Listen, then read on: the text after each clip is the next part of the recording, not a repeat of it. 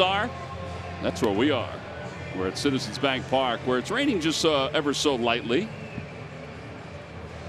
What you might have missed over the last hour and a half, take a look at some of these shots. I mean, they are unbelievable. Lightning flashing everywhere. Look at the sky lighting up. Budweiser rooftop lighting up as well. Yeah. I still don't know why we didn't start on time. Wait till you see. Oh, look at that, Ben. Ben Franklin would have been proud of that one. Wow. At some point, you figured Herman Munster was going to walk out. There's Zach Eflin warming up out on the mound. Let's take a look at the lineup for the Orioles, brought to you by Xfinity, the fastest internet provider according to speedtest.net.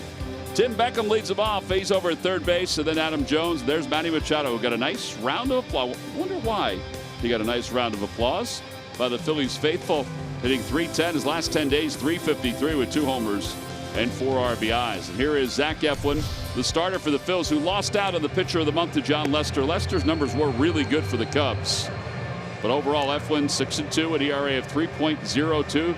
He's trying to pick up July, Ben, right where he left off in June. Yeah, 5-0 with a 1.76 in June. Righty's hitting just .218, lefty's hitting .258 against a 4-pitch pitcher. Very good numbers here at CBP in 2018. Now there's the rain that's started to fall again. And Tim Beckham, who was not with the Orioles when we saw them last, he was injured, will lead things off for Baltimore. And the first pitch of the night. He just take it outside. We're underway, and it's 1-0. Beckham 4 for 11 in the most recent series against the Angels. He's hit in 5 straight. It's an Orioles team that's lost 7 of 8. And they are 24-59 on the year. The 24-59 record is just ahead of the Kansas City Royals for the worst record in baseball. Royals are 25-59. 1 ball and 2 strikes. Officially, Ben, if you want to write it down in your score sheet, an hour and 25-minute rain delay. Thank you. 1 ball and 2 strikes to Beckham, will be followed by Adam Jones and Manny Machado. Swing and a miss. He got him with the slider. And 1 out here in the top of the first. The throw around did not go as they would have liked. So they got a new baseball. There's that pitch. Really tight slider here. Beckham fishing. Our Geico quote of the day on Zach Eflin becoming a better pitcher. I came over here with a sinker and a changeup. Now I feel like I have a better arsenal. I've been a lot more impressed with my 4-seam. Being able to do that has really helped me a lot. It's kind of cool to think you were one pitcher and then all of a sudden you're a different pitcher. Being able to make that transition has been awesome. Fastball at its 0-1. Hear the cheer during Geico. This is why.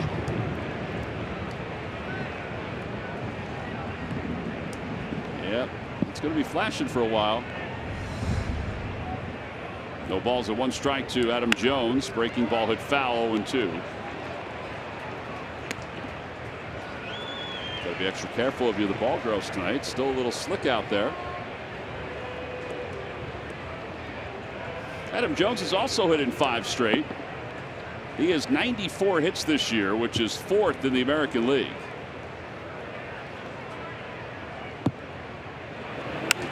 Popped up, and Carlos Santana in foul territory. Yeah, there are 2 outs.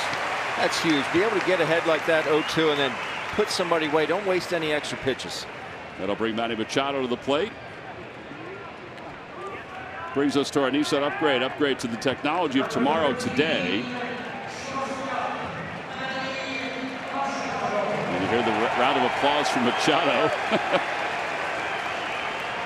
His ranks in the American League, 3rd in RBIs, 3rd in runners in scoring position, batting average. Same with 2 outs. He's very good, but he's 4th overall. Tied for 5th in go-ahead RBIs. There's also some other numbers that he is among the league leaders in. Slugging percentage, he's 3rd. Home runs, he's 3rd. And he takes low, 1-0.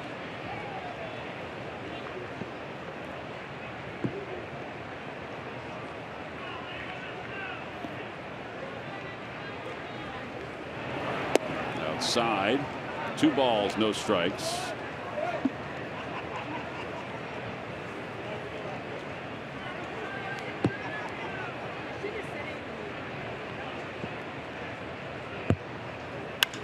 Over toward third, a foul ball. What is so enticing about Manny Machado? Well, there are a number of things. For one thing, he's 25 years old. Now, he will be 26 on Friday, but he's still only going to be 26 on Friday. Made his major league debut in 2012. Since that time, he has 159 home runs. A lifetime .282 hitter. He's zeroing in on 1,000 hits.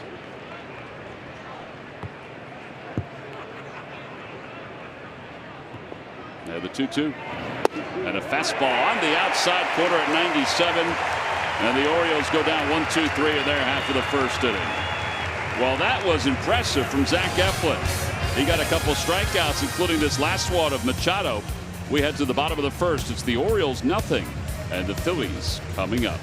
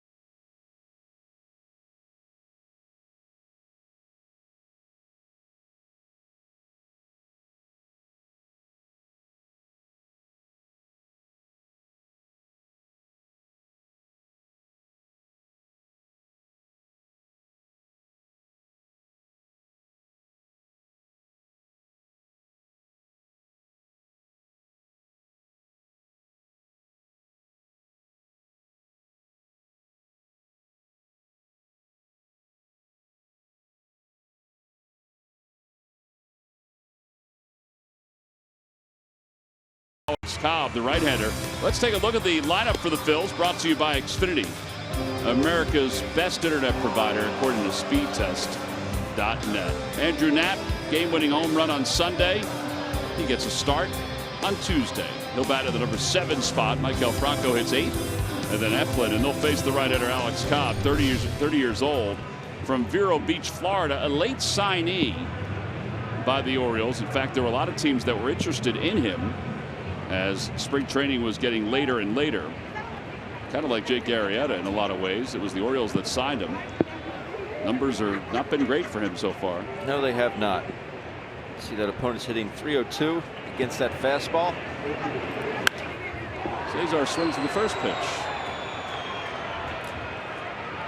And one away. Lefty's hitting .350 against Alex Cobb and .312 against righties. Wow, that's as Cesar's coming up. Where did it hit? Look at the top of the pole. My goodness.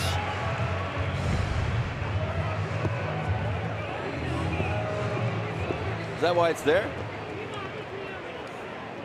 Well, I don't know. Didn't look like anything happened. No, it looked like it held it pretty well. Hoskins takes low, and it's 1-0.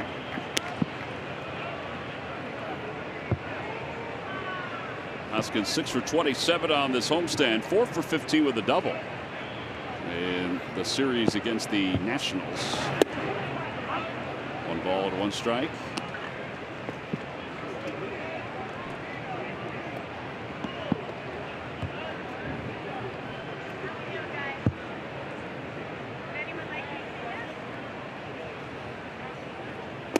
Inside, 2-1.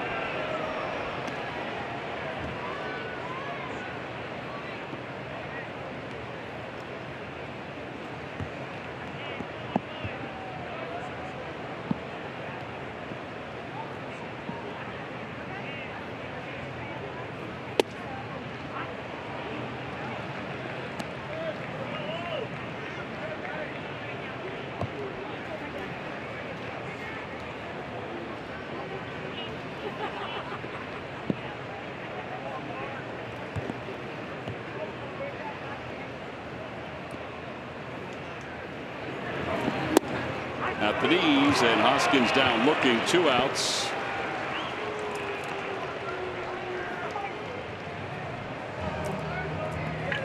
Let's take a look at pitch cast.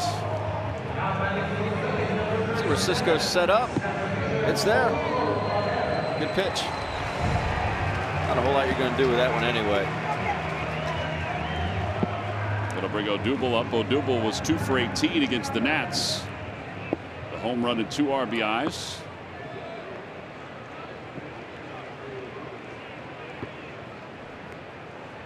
Alex Cobb last year with Tampa was 12-10 with an ERA of 3.66.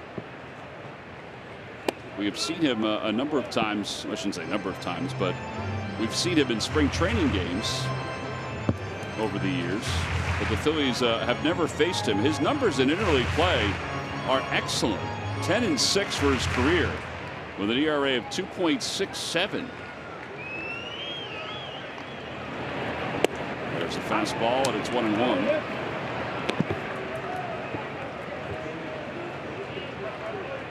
He has reached double digits in victories on 4 different occasions. And the opponent's slugging percentage, 310 for the career against Cobb. As Odubel shows bunt, and it's a strike, and it's 1-2. But that's one of the issues. Because Ben mentioned that the opposition's hitting so well against him, but the slugging percentage by the opposition is, I mean, it just has been through the roof. And for a lot of pitchers, that's part of where they can struggle and get into a lot of trouble. Odubel bounces one out to second, 4-3 of the putout, and both pitchers start the night with a 1-2-3 half of the first inning. Just 10 pitches for Alex Cobb. We'll move to the second.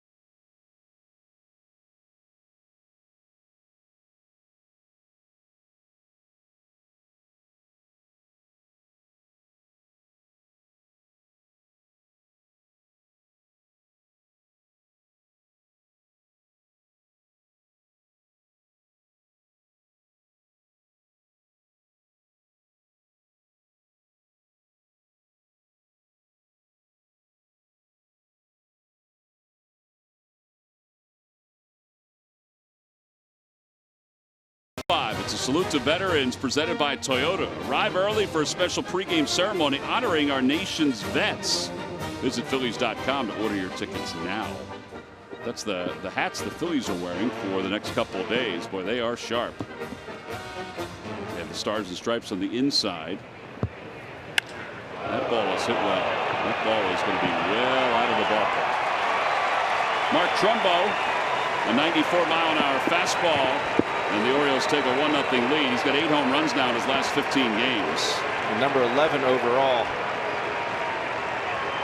A pretty good pickup. You know what? I can't fault him for going up there swinging early against Zach Eflin the way he's been pitching recently. He gets a pitch up. See that ball run right back over the heart of the plate. It's a short swing, T-Mac. Yes, it was. I'll get out of here in a hurry. Yeah, the exit velocity of that one's going to be pretty hefty. And Chris Davis now stands in. Davis 2 for 12 in the series against the Angels. Hits one down the left field line. Hoskins toward the line, under it, and makes the catch. Exit velocity on the home run by Trumbo was 113. The distance was 442. Trumbo's been a good pickup. Murph, they also signed Chris Davis a couple years ago to a long-term extension. That has not been the best of pickups. Yeah, 7 years, $161 million was the contract that Chris Davis signed 2 years ago. And, well, you know, he's having what he has described as a miserable season. He sees one pitch right there, batting just 155, just 7 home runs on the season. And, you know, he's obviously really struggled. They actually asked him to take about a week off. He took 8 days off in the middle of June to try and just get his head clear. And he worked with not only their hitting coach, but with their vice president of baseball operations, Brady Anderson, of course, who played for the Orioles. And they worked on different things. Most importantly, just trying to get him away from the game, first and foremost, to refocus. Since he's been back, well, it's been a mixed bag. He's still not hitting for average, but he has had a couple home runs, a couple extra base hits. But it has been a very difficult season for Chris Davis. And, you know, this team and Chris Davis are going to be connected for a while, so they're really hoping that he can snap out of it. Didn't have a great year last year either. So it's been about 2 seasons so far that Chris has really struggled. So it remains to be seen if he can get it back to where he was. Because at one point, guys, as you know, he was one of the most productive offensive players in the American League. Yeah, he was hitting home run upon home run. And as Murph said, the two entities are married for a long time because nobody else is going to pick up that contract. I mean, he would strike out from time to time. In fact, he led the league in strikeouts 2 different years. But as Murph said, last year, 215 with 26 home runs. And this year, 155 coming into tonight's ball game. Buck Showalter's managed him since he's come over from Texas, so he knows what he's capable of.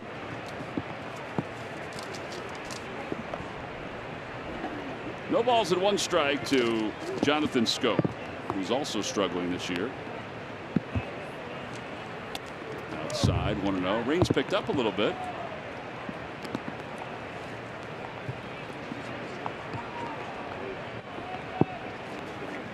Orioles fans came prepared. They weren't going to buy their red ponchos. They got their orange ones here.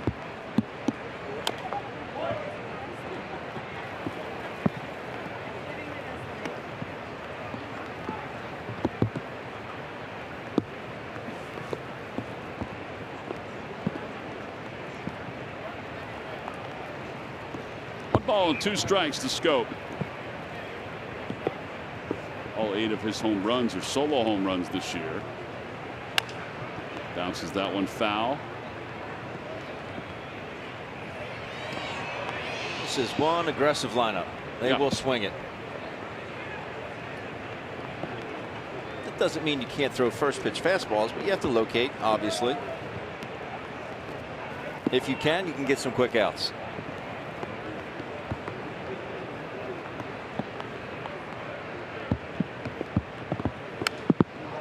Back toward the Hall of Fame club. Orioles against their division have 9 wins. They're 9-23.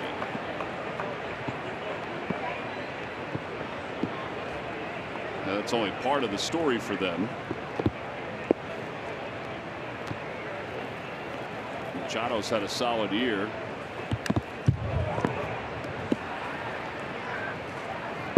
But there hasn't been a whole lot of help elsewhere. 31.5 games out in the division. So, you know, their focus now is what can they get for some of their players moving forward for the All-Star break. That's what they have to look at in a lot of ways. 1-2 pitch. Outside, 2-2. And the focus for the Phillies is to not lose focus of the Orioles. Hey, they got big league uniforms on last time I checked. You still got to go out and take care of business. I thought Gabe answered that question pretty well today when he was talking to the media downstairs when he was asked about, you know, and rightfully so, coming off this stretch of 42 games where the Phillies were 21-21 against opponents, 10 teams whose winning percentage was close to 600. You know, he's been asked for those 42 games about focusing on those teams and how important it was, what a step in the right direction it was. And then today he was asked, would it be a letdown against the Orioles? He said, listen, I don't really look at it that way. The Orioles did hit a home run to take a 1-0 lead. Carlos Santana will go get his helmet and his bat and lead off when we return.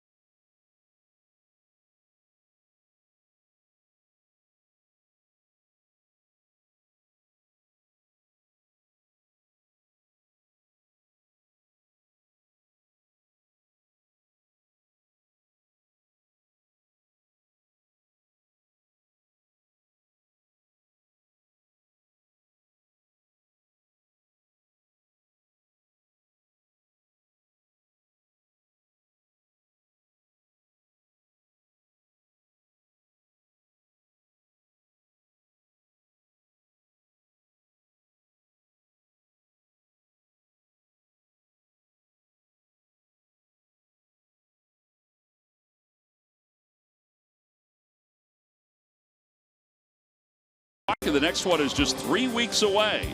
Head over to Phillies.com/AuthenticFan to get your free hat and discounted tickets to see Chase Utley and the Dodgers on July 24th. But don't delay, these specially priced tickets are limited. The young man has got his raincoat on. He's hopping down to his seat.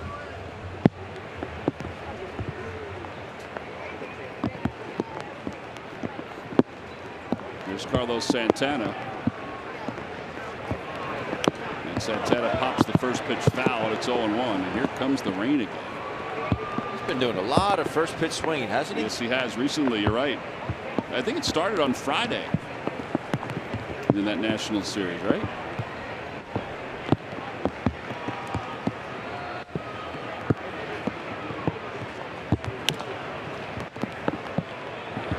I know we noticed it a lot on Saturday. Yeah. 3-1 on the putout, and one away. Mark Carlson behind the plate. Jerry Davis, the veteran, is over at first base. He's the crew chief. He, I'm sure, has been kept up to date on the weather. This is in the umpire's hands, basically, because it's the only time the Phillies and the Orioles will face each other here. Nick Williams hitting .236 with 9 home runs. And he takes a breaking ball. It's 0-1.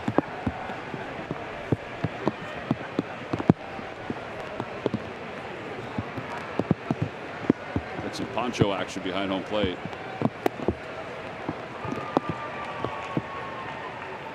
It's like opening the plastic bags in the grocery store when you're putting fruit in it.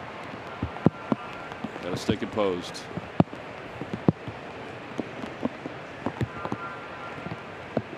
He's got it on backwards.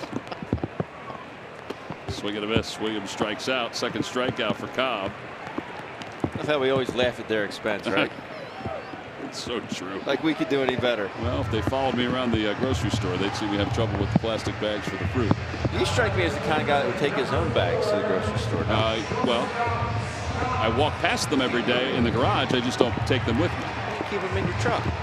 Yeah, I wouldn't do that.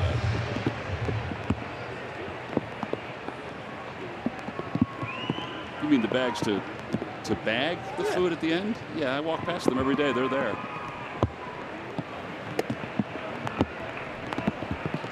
Pitch is up high. It's 1 ball and no strikes. Why do you take them? I tried to. Yes. I'm not saying that I don't have intentions to do it. I just walk past them every day. You got a lot on your mind, T-Mac. And a liner out to center field to Jones. He got turned around. And he's able to corral it. 6 up, 6 down for the Phils. And their first 2 innings. That's a 7-pitch second inning for Cobb. We move on to the third with the Orioles on top. 1-0.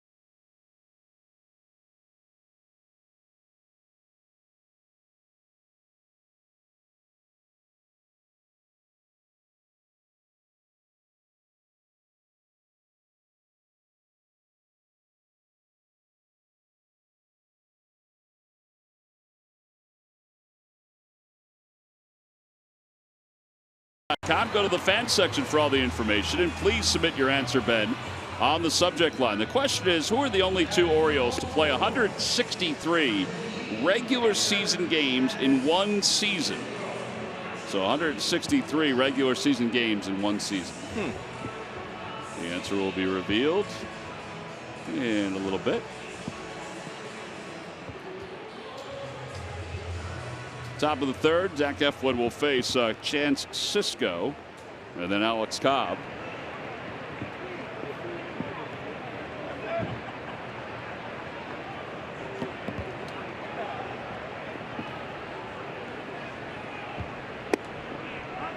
It's 0-1. Sisco hitting just .208. He was 0 for 7 in the series against the Angels.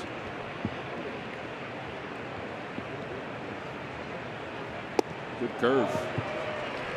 78 miles an hour. Drafted as a shortstop. And like a handful of players have done, move to behind the plate. That was not a bad pitch, even though Sisco did not swing at it. I think Andrew Knapp said something to Mark Carlson. You see their heads bobbing.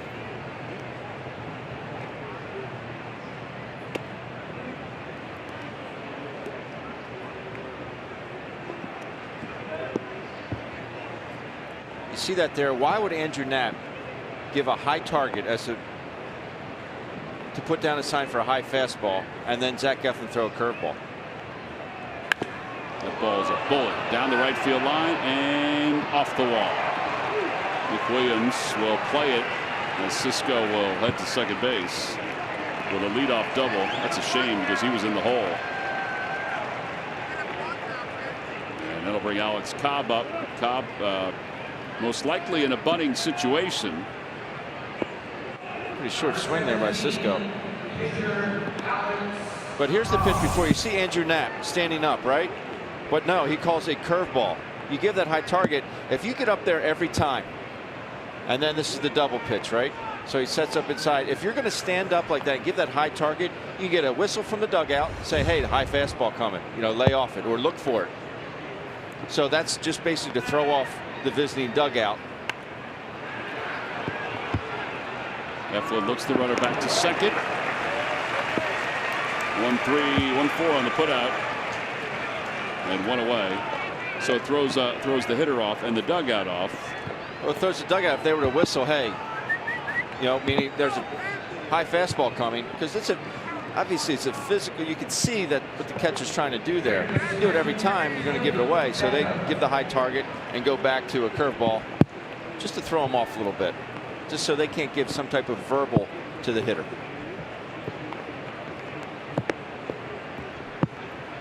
And I do think you have to whistle louder than that, though, for him to hear it.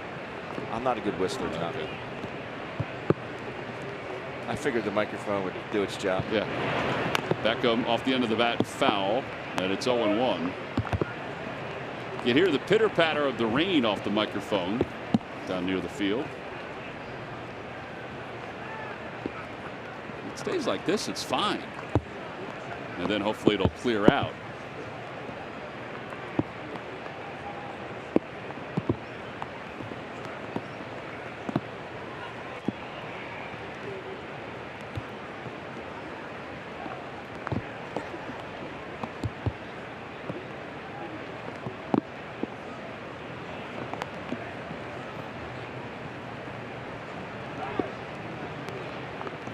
Was a late time called by the home plate umpire.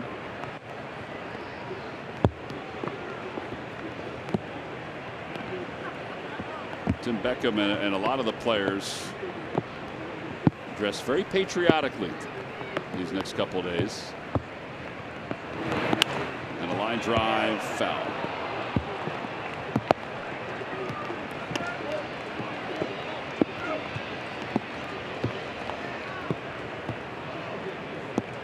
Players wearing the red, white, and blue spikes this week.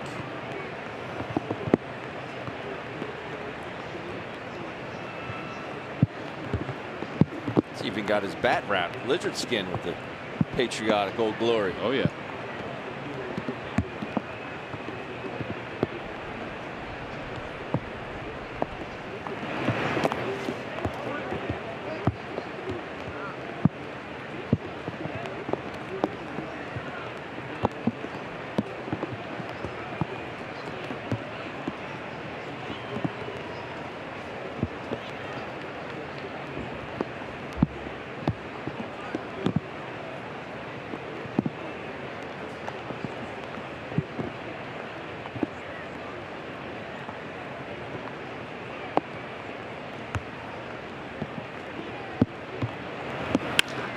shortstop, and Kingree's up with it. In time, 6-3 on the putout, 2 away.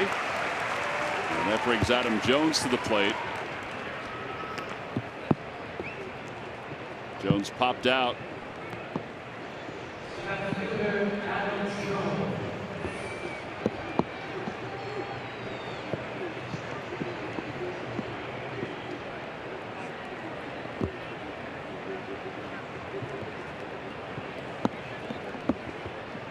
wonder if Adam Jones would be a commodity for somebody to pick up. I'm sure he will. But he has the right to refuse that trade.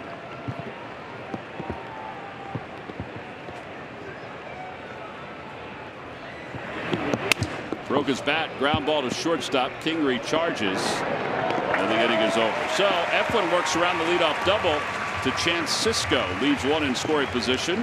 No runs, 1 hit, and 1 man left. Middle of the third, 1-0 Orioles.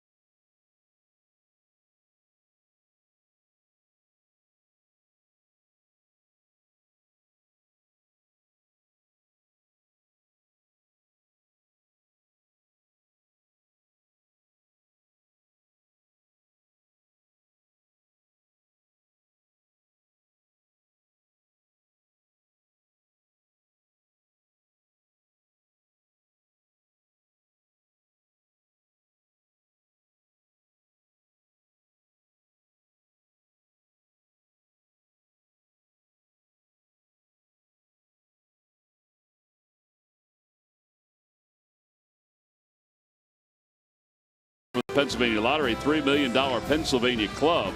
Players must be 18 or older. Please play responsibly. And buy your local Chevrolet dealers.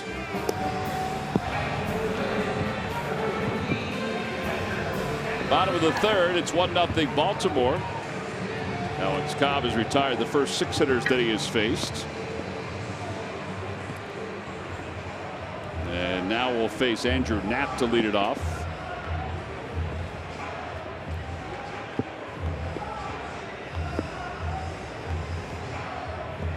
Knapp was 3 for 5 in the series against the Nationals. His pinch hit walk-off home run, though, sent the Phils to the victory on Sunday, and they took 3 of 4 from Washington, which is lost again tonight to the Boston Red Sox, 11-4.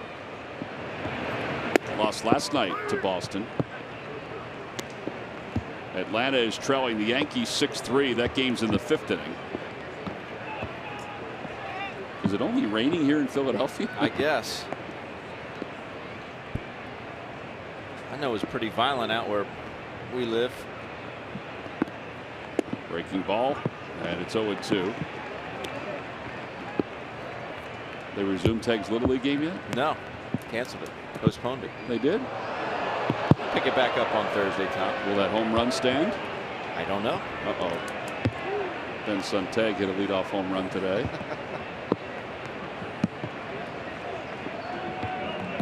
Here's the 0-2 pitch coming to Knapp. He grounds it foul. Our Giant home run replay. He couldn't get one more Giant than this one the other day. And he had some really good at-bats. Really good swings during this at-bat. This ball is tanked.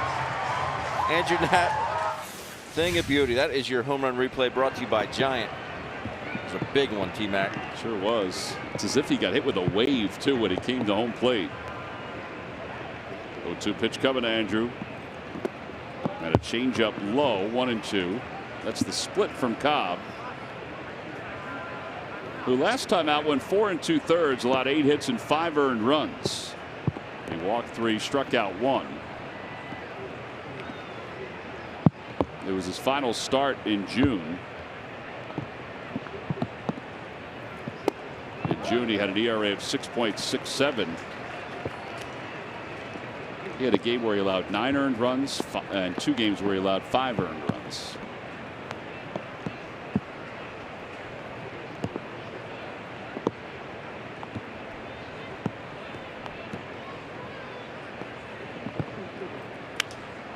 Opposite way, it remains 2-2. Andrew credits his recent success at the plate. He said his routine, he's really got his routine down to a science. And that's really helped him. Obviously, getting more at-bats is helping him see more pitches. But he credited a lot to his routine and how he's getting prepared for each and every game that he's going to be in. Well, he did say that the other day. He said, listen, I was in that game from start to finish. He said, I knew what was going on. I knew who was pitching, what he was pitching. And don't forget, he had a homered against the big right-hander the last time they saw them.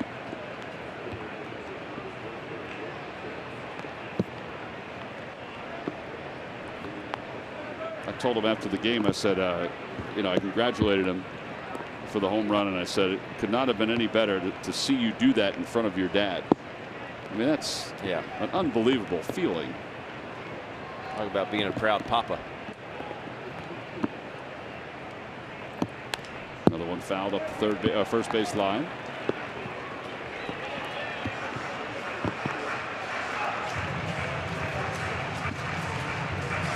Andrew's going in. I followed him down the hallway today, and he was going in to get his hair cut. I said, "You going to get your ears lowered?" He said, "Way too hot to have this much hair." That's right. I'm in that camp. Me and Pete Nicholson, our camera operator up here.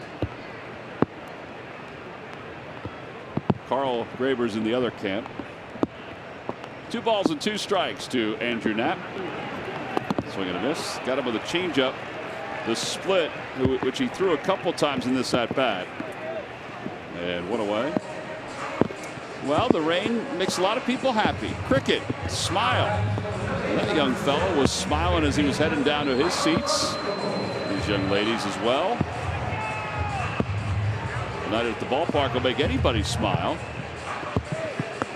I think this young man smiled eventually once he got the poncho on the right way. Attaboy.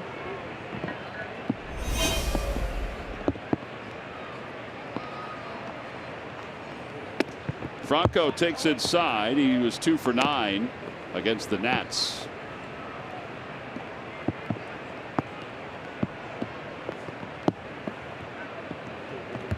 Back toward the middle and a base hit. So that's the first hit of the day for the Phils.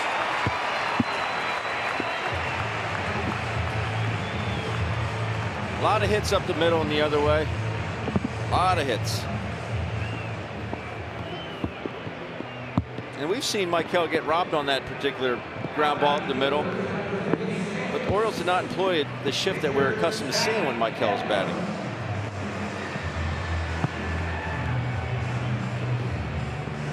Well, now here's Eflin. Eflin homered earlier this year into the bullpen in center.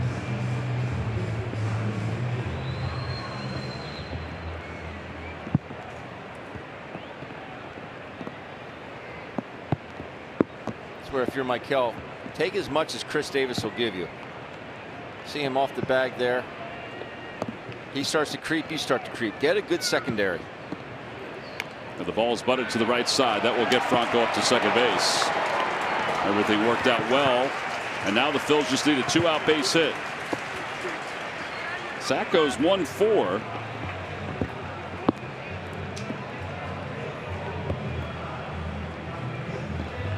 Nice sack by Zach.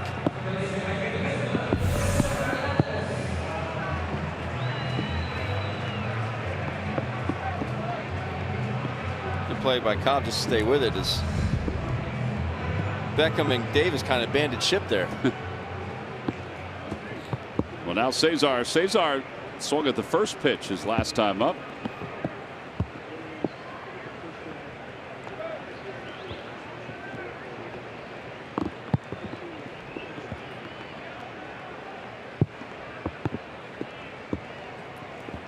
And now a meeting on the mound.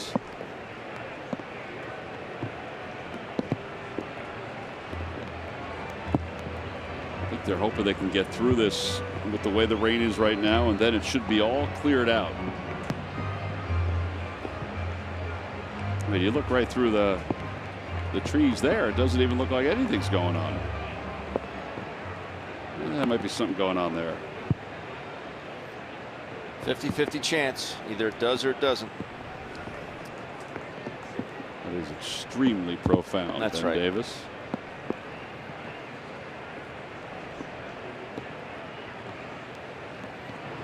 I'm talking about that, Yogi.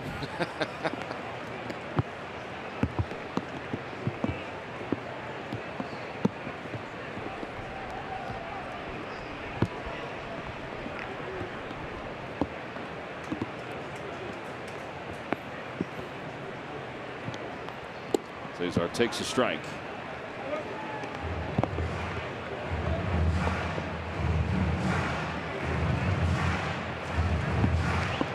Broncos at second base.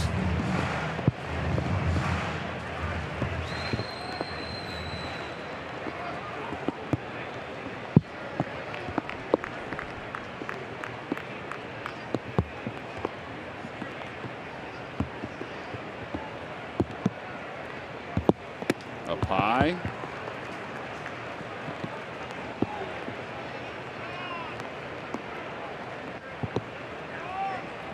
The leader in the league with 2 outs and runners in scoring position, the Oakland Athletics. They have a .274 batting average. Phillies are .228, which is the 14th in all of Major League Baseball. 2-2. A fastball that came back on the inner half.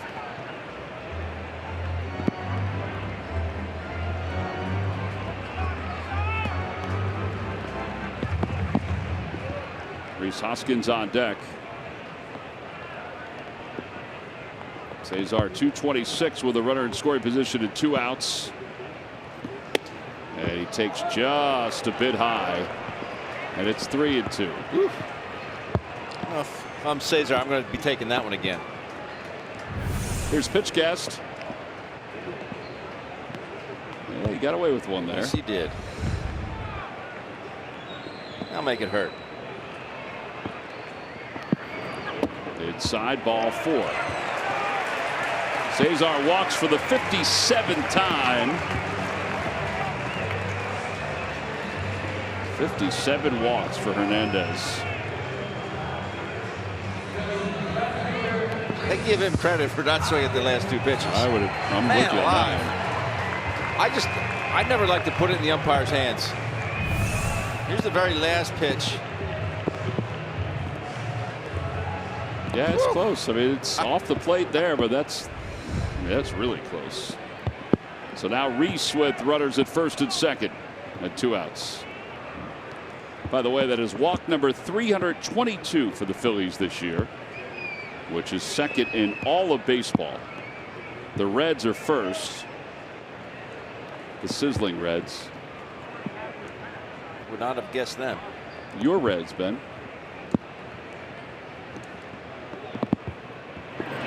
Hoskins bounces it foul, and it's 0-1.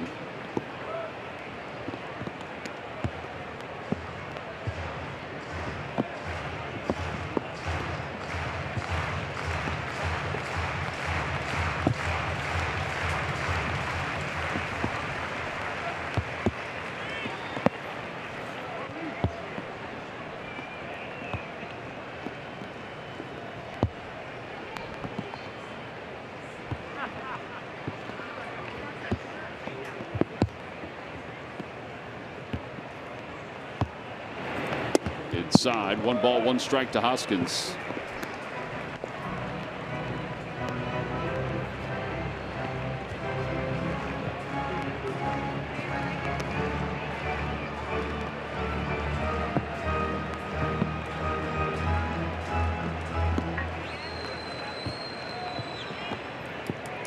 Asked Rhys how his steak was. He said it was excellent on Sunday.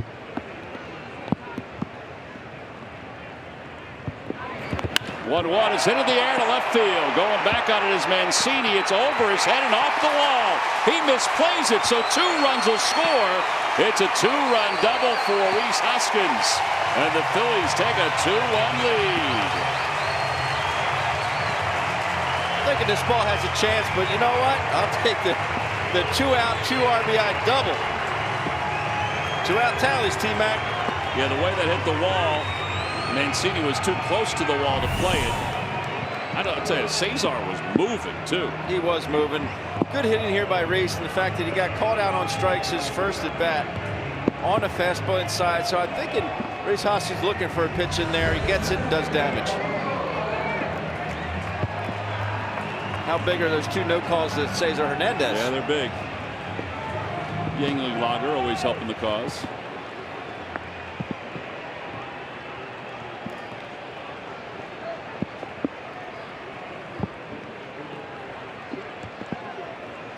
Odubel grounded out his first time up, and it's 0-1.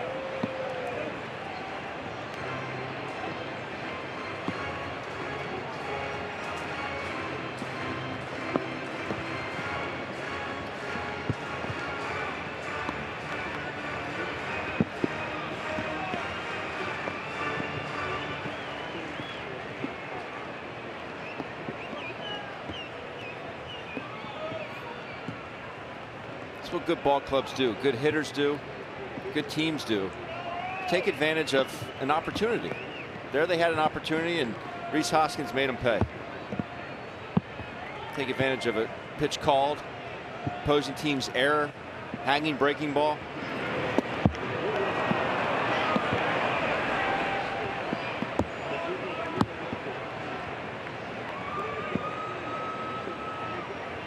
I explained to somebody the other day about Odubel Herrera. I said, you got to kind of hang in there his entire at bat, particularly when he's going good, because you watch the first swing and think, oh, he doesn't see the ball. You watch the second swing and say, what is he thinking? And then you hopefully watch the third one. I mean, there he just stays alive, where he puts together a productive at bat.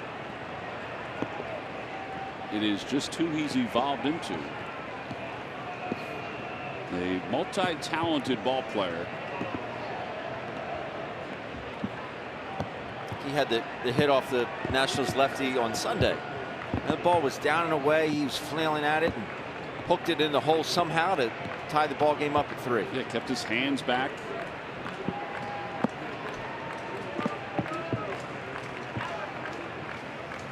No balls and 2 strikes to Herrera. Swing and a miss. And they will throw to first. Throws a little high. And Odubel is retired. 2-3 on the putout. 4 strikeouts for Cobb, but Rhys Hoskins with a 2-run double gives the Phils the lead. Time for a little batting practice.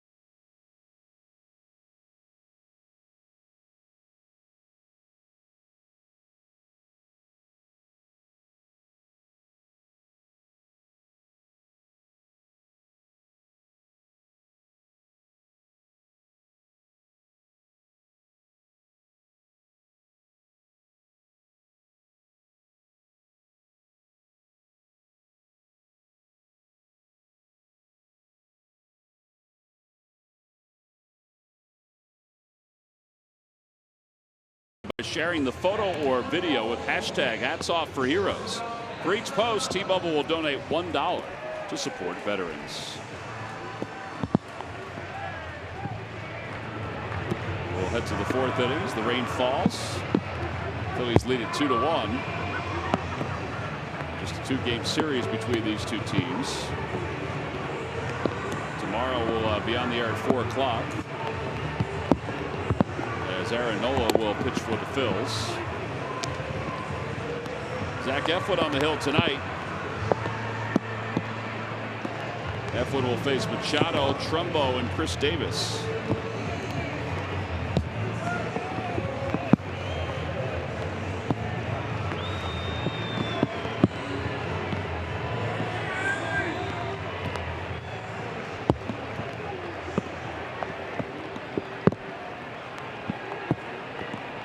He said on his first at bat, T-Mac, there's so many things to like about Manny Machado. I think it'd probably be easier to run down the things that you don't like about Manny Machado. It might be take less time. Might take way less time.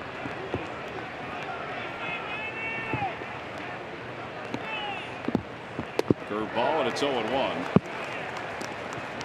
Well, all signs point to him leaving Baltimore at some point, whether it be before the All-Star break or before the trade deadline, I should say, or it could be before the All-Star break, or at the end of this season. 0-1 pitch. Eflin delivers outside, 1-1. He's going to command an awful lot of money.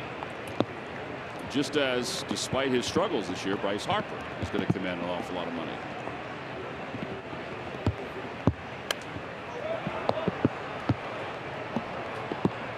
But what a bargaining chip the Orioles have. Last 3 seasons, that's what he's averaged: 35 home runs, 92 runs batted in, a couple Gold Gloves. It doesn't look like he's going to win a Gold Glove this year at shortstop, just from the metrics. Outside again, 2-2. But he still wants to play shortstop moving forward, correct? That is correct. I mean, my thought would be that somebody might be able to talk him into moving to third, where he was a Gold Glover. That is a fair ball down the line. And Nick Williams trying to get to it. Machado trying to get to second, and he slides in safely. So a second straight inning. The Orioles with the leadoff double, and the third straight inning with a leadoff extra base hit. And that shows you the bat speed of Manny Machado. It was almost like he wanted to wait till the very last second before he started swinging. He did, and able to barrel it and shoot it down the right field line. He's not even sure where it goes. Kept his head down on it. Watch how late a swing this is before he starts going. Takes it right out of Andrews' mitt.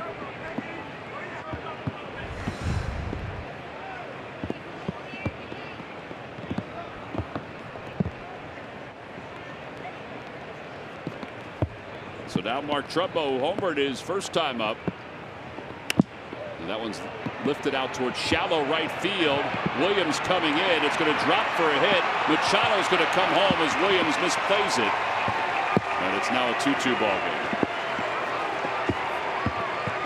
Bobby Dickerson was holding Machado, but he wasn't holding up. I mean, he looked back, but he looked back at the right time.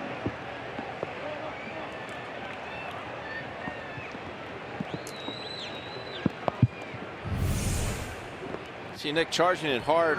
Ball kind of just checks up on him. Plays off the heel. It's a good read initially. He realized this ball's going to get down.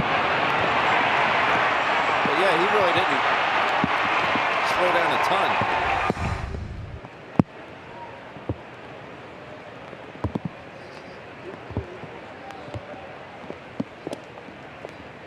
Runner scores on an E9. So no RBI for Trumbo. There was that slight hesitation as we looked at the replay. He looked back at the right time. Davis the opposite way off the end of the bat. Hoskins coming in, and he makes the catch. 1 out. It's kind of what happened with the Trumbo ball, but Nick was playing even deeper than Reese.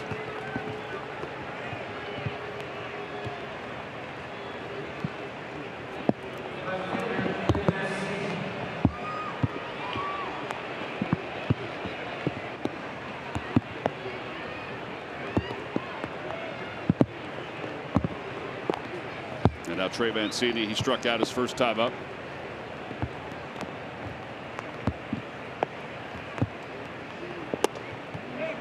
One ball and no strikes.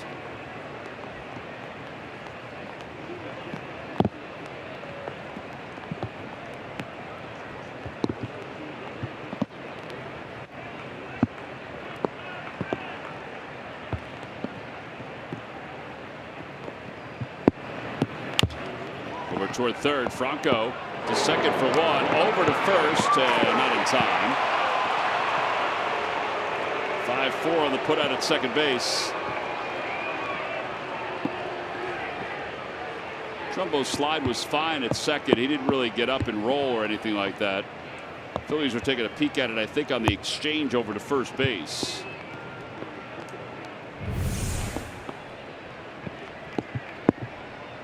Yeah, he just slid right at the bag.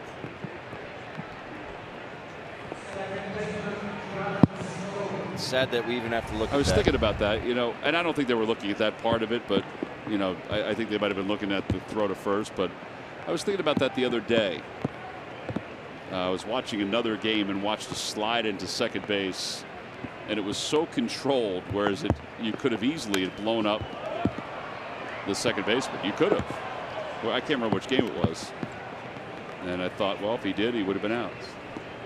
Just these guys are taking throws at second base bag with zero fear, because they know nothing can happen to them.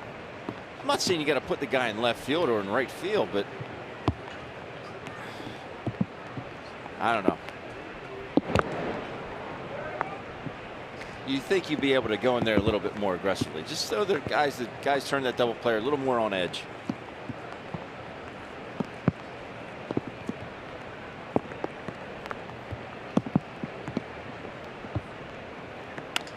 Over to third base. Franco has to hurry, charges gloves, throws in time. 5-3 on the putout. Orioles get a run on a single and an E9. We'll go to the bottom of the fourth. Orioles 2 and the Phillies 2.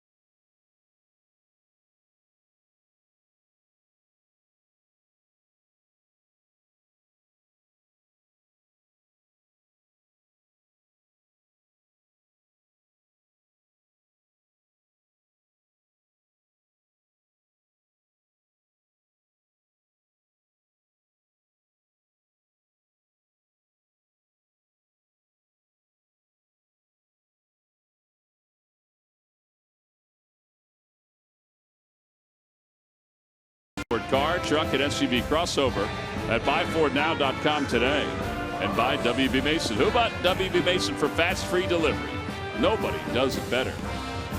They're all playing her to pull on the left side. Him too. That's what it looked like when I used to hit. Yeah. 780 fielders looked like they were out there. That guy, he knew it. And this is how you looked like when you pitched. Murph grounded out to shortstop. Murph popped out to the catcher. Ben's hitting with one hand. Why are you hitting with one hand? Murph's playing soccer. The bats are too light. I can't. Oh, really?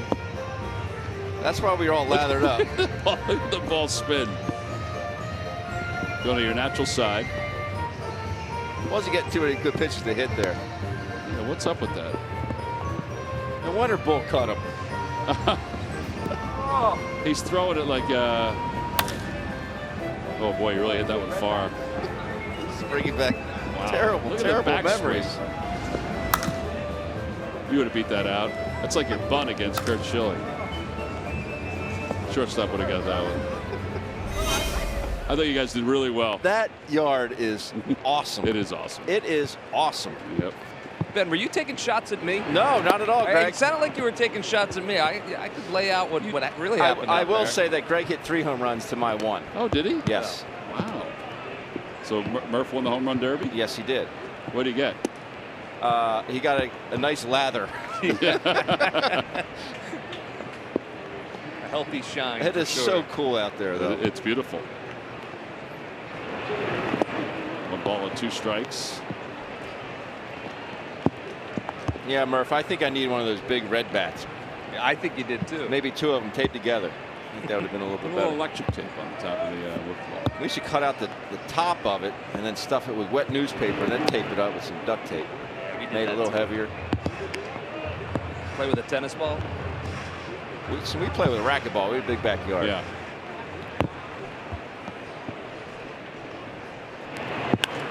In the air to left center field, playable for Adam Jones.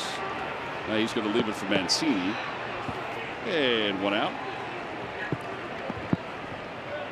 Nick Williams coming up. He struck out his last time up. What do you got, Murph?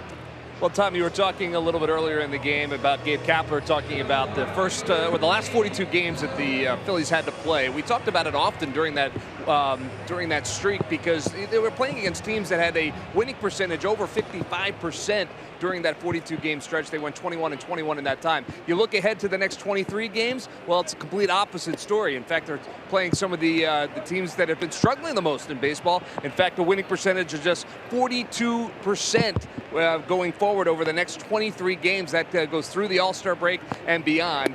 I would rattle off the teams if I could see my notebook, because at this point I look like Rich Kotite's chart right now because I can't read anything on here. But you get the point, is that over the next couple of weeks, you know, they're playing some teams that have really struggled this year. So it is a good time for the Phils to take advantage of that and maybe make up some ground in the NL East and who knows, maybe even take over first place. You know, it's interesting.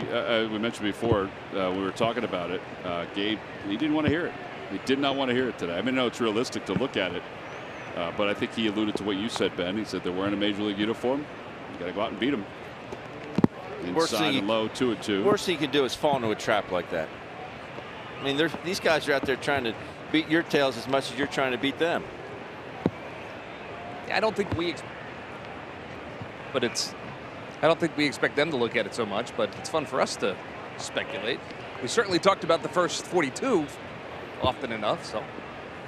There's the 2-2 pitch to Williams. Inside, 3-2.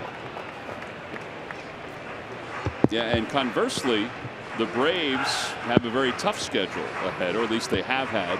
Now, they handled the Cardinals without a problem. The Yankees now. Ball's pulled foul past Jose Flores. One thing I think the Phillies have done in general is not getting ahead of themselves. And I think that's what Gabe was trying to say. Yeah, it's such a huge compliment to, I think, Gabe Kapler. And, you know, to be that impressionable on the youngest team in baseball. Not, hey, guys, we're not worried about tomorrow or this weekend. We're worried about tonight. We're going out there and taking care of business tonight. We'll worry about tomorrow. Low ball 4. Williams walks. Boston is taking care of the Nationals. We're in a little bit of a free fall right now. The NL East updated. The Nationals are now 7.5 games back. Now that'll change, obviously, if the score in New York remains the same.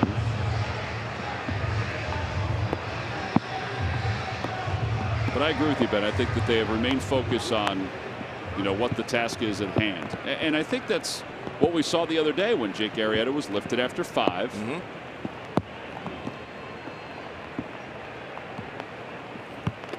Kingery bunts foul. I asked Gabe about that again today, and he said, listen, he goes, our starters know. And I talked to Jake about it, and I'll make sure I talk to the other pitchers about it, that there's certain points in the game where we have to get some runs. And, you know, that was one of those points in the game. He said, our objective is to put the Philadelphia Phillies And this was Gabe talking in the best position to win a game. And we needed to score some runs to win that game. And what did they do? They won the game. They scored some runs that particular inning. Out to center field. And Jones makes the catch for the second out. And here comes Andrew Knapp in this 2-2 game.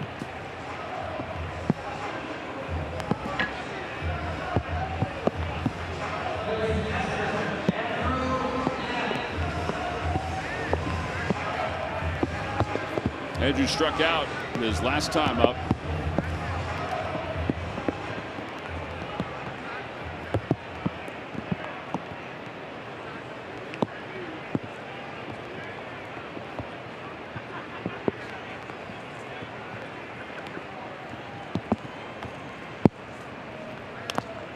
Nine pitch at bat last time for Knapp, which included 4 fouls.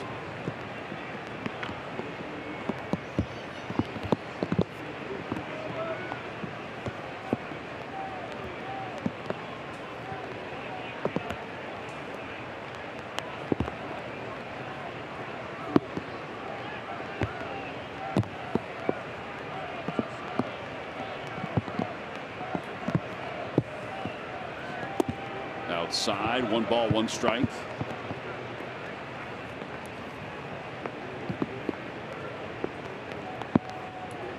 Phillies this year have won 17 one-run games, which is the 3rd most in all of baseball. 17-7. The winning percentage is the highest in baseball. Meanwhile, the Orioles have the 2nd lowest winning percentage in one-run games. They're 5-13. Part of that is their bullpen. But 17-17 is a far cry from where the Phillies were last year in one-run games. Remember, we were talking about a record pace of losses in one-run games last year.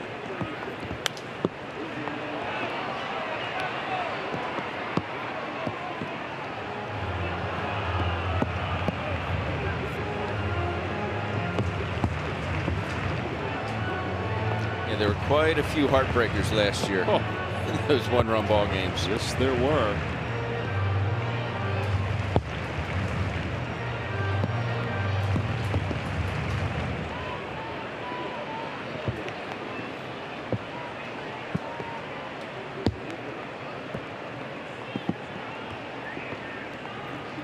Pulled toward first. That's a fair ball. Pass Davis going to the corner. Williams is going to be around third in the blink of an eye. Knapp's on his way to third base. The Phils will take the lead. Andrew Knapp has an RBI triple. Just another catcher with another triple, T-Mac. No big deal. See, those walks will get you. Orioles able to come back in the top of the 4th and tie it up at 2. Andrew Knapp with another 2-out tally. It's a breaking ball down, and I don't know if Chris Davis doesn't see this. It's to his glove side. That just hit too sharply. Right on past the big first baseman. Nick Williams was flying. I mean, flying. That is a 6-game hitting streak for Andrew Knapp. They'll walk Franco intentionally, and they'll face Eflin.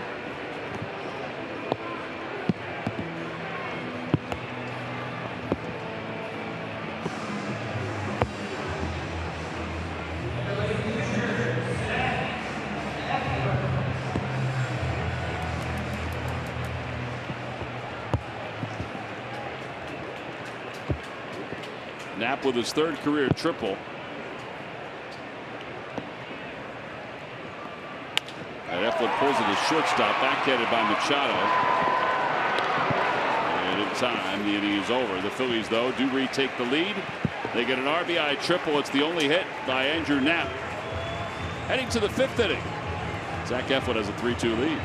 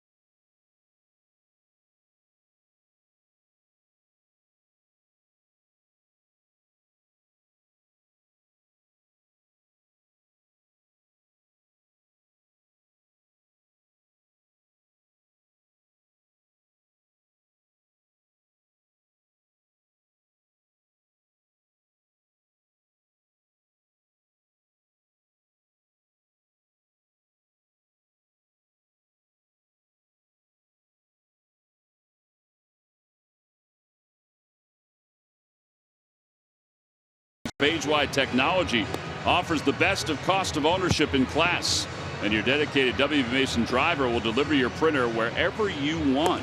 Nobody beats WB on HP. Phillies lead 3-2 on a damp night here at Citizens Bank Park. Hi, folks. Zach Eflin finishing up his warm-up tosses as we speak. Sunday, July 22nd, when the Phillies take on the San Diego Padres. It's a 1:35 first pitch, and it's also Pico Phillies socks, free to all fans. Go to Phillies.com to order your tickets now. The popularity of designer socks is rampant. In fact, it's on our broadcast team as well. It's also on the players on the field. Wearing the bicentennial socks. Rampant. Ben's got some colorful socks on tonight.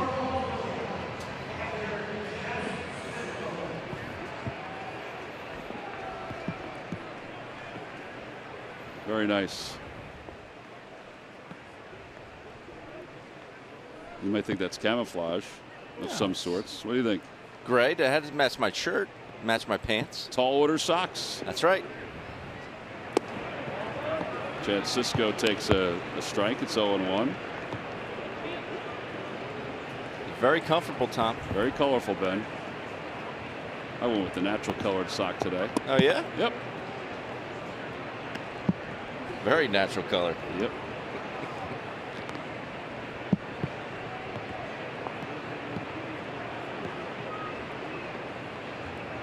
With a breaking ball outside. I didn't know they made a skin colored sock. Yep, they do. Certainly in the summer they do.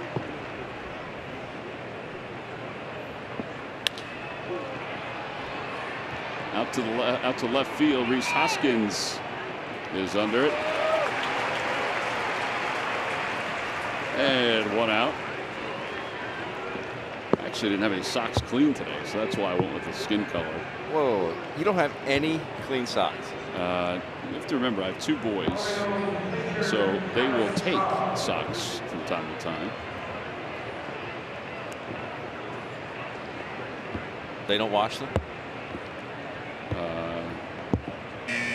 No, not necessarily. Do they put them back in your hamper or They their own do. hamper? They put them in their hamper, and then either myself or my wife take them out of their hamper. Here's the 0-1 pitch to Cobb. Ooh, back toward the middle, base hit.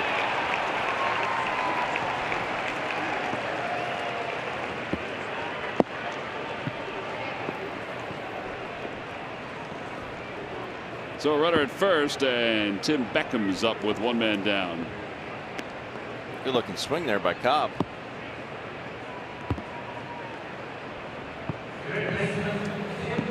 Second career hit for Cobb. Beckham is 0 for 2. He struck out and grounded out. Orioles acquired Beckham last year from the Tampa Bay Rays. Former top pick by the Rays.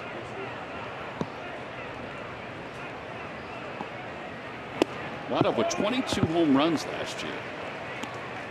12 for Tampa, 10 for the Orioles. I mentioned, though, he was banged up the last time the Phillies faced these guys.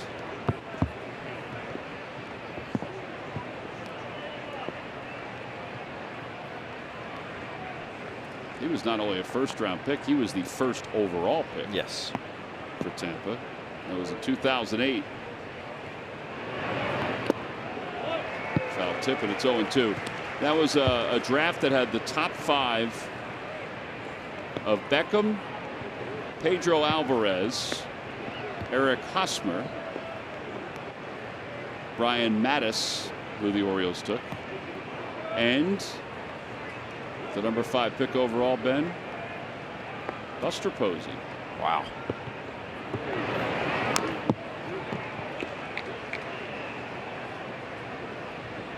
Talk about not being an exact science. Very true. 2 Beckhams taken in the top 10. Gordon was the other one.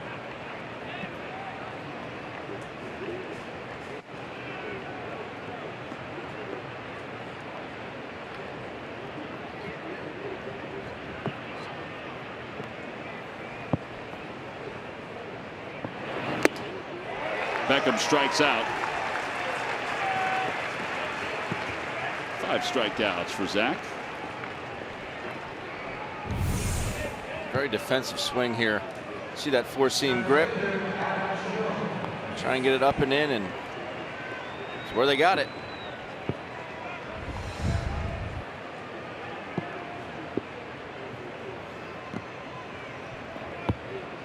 Adam Jones is 0 for 2. He is popped out. He's also grounded out to shortstop.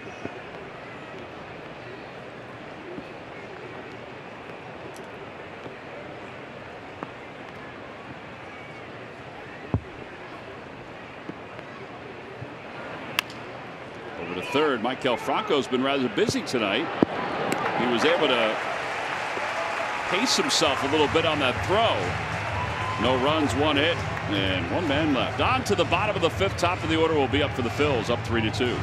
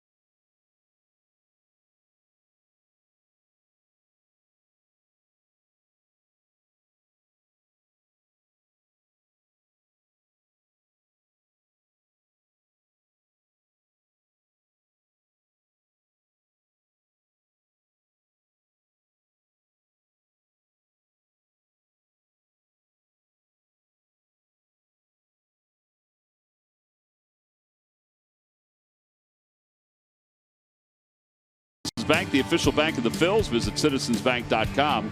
Spencer Howard was the pitcher of the week. He pitches for Lakewood. 6 innings, 3 hits, 10 strikeouts for the Claws. Rodolfo Duran, he was the player of the week for the Blue Claws. 643 with 3 home runs. By the way, tonight, Derek Hall from the Reading Fightins has hit his 8th home run in the Eastern League. You couple that with his double digits down in Clearwater, he's having himself a fine year. Big first baseman.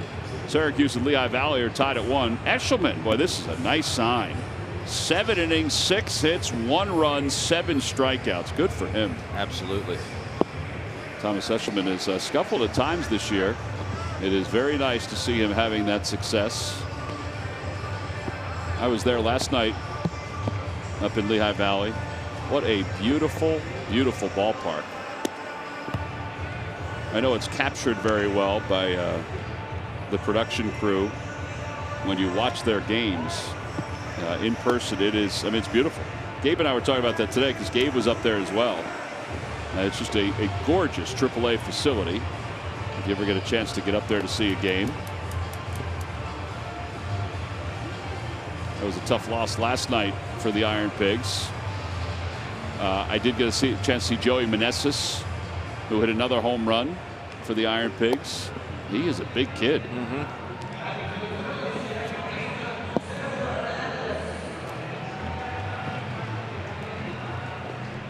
Monday, July 23rd, the Phillies will take on the Los Angeles Dodgers in the 3-game series. It wraps up with a Nemours Kids Run the Bases on Wednesday, the 25th. Tickets can be purchased by going to Phillies.com. Derek Hall, 19 combined home runs, Ben. 11 for Clearwater, 8 for Reading.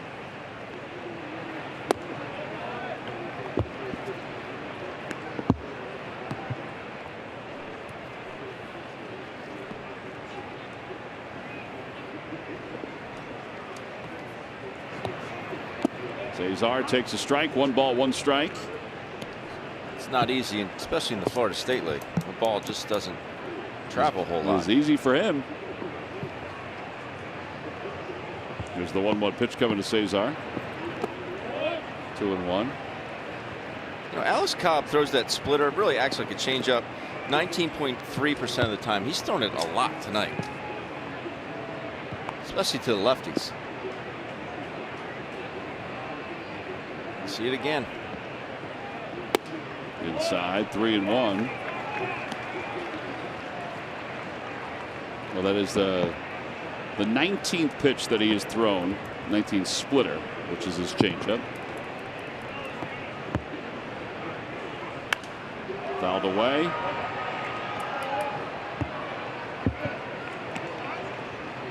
He's thrown the split more than the knuckle curve.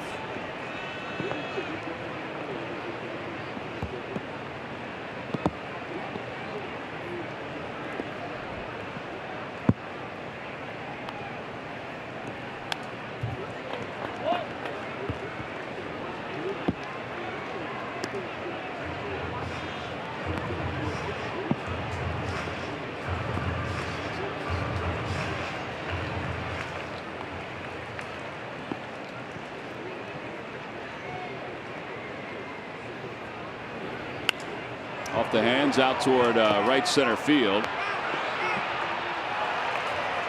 And Trumbo makes the catch. Boy, that was a long way for Trumbo to go. To track that one down. Thought Adam Jones might come in and pluck that one out of the air. Now and then a special team not only wins a championship, but our hearts as well. 10 years ago, Charlie Manuel and the 08 Phillies turned the city on its ear. Don't miss World Champions, the story of the 08 Phillies, Sunday, July 15th at 8 p.m. right here on NBC Sports Philadelphia. Rhys Hoskins doubled home 2 runs his last time up. Struck out looking his first time. Rhys now with 25 RBIs in his last 22 games. It's brought his RBI total up to 51. And it's also given him 100 RBIs and 124 career games overall. The fewest games played from the start of an MLB career with the Phils to reach that since 1920.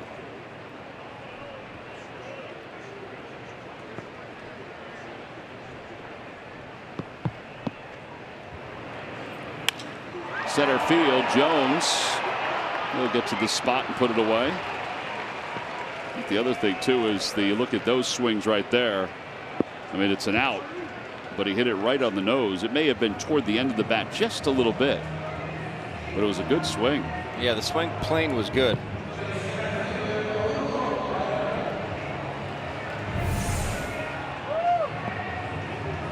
So just closer to the end. But he didn't pull off it. He stayed through it.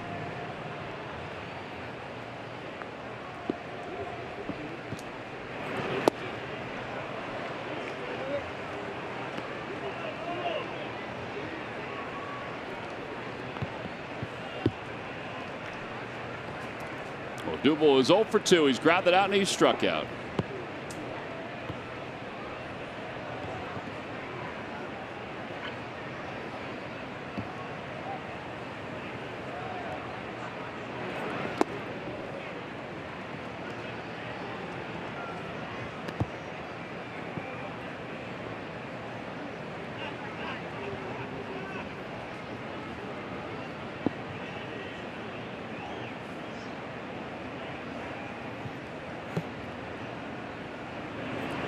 Side, and it's 2-1.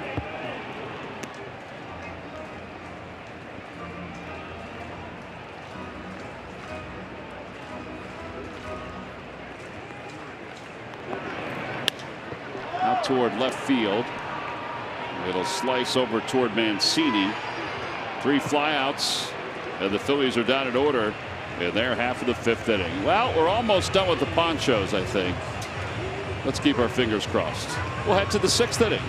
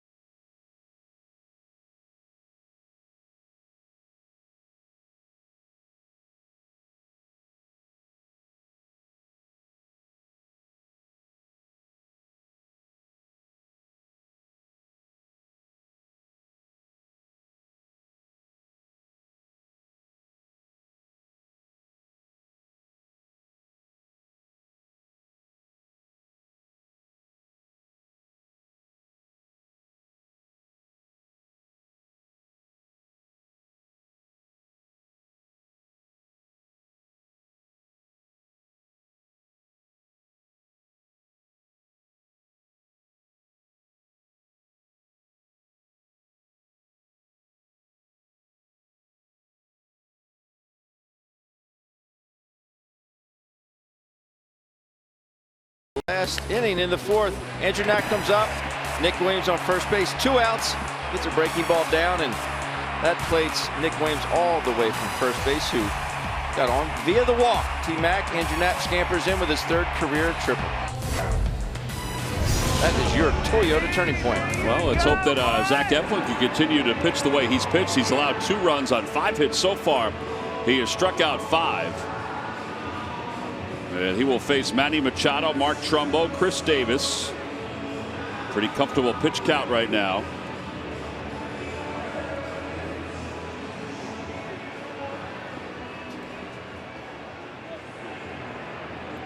Machado doubled his last time and scored.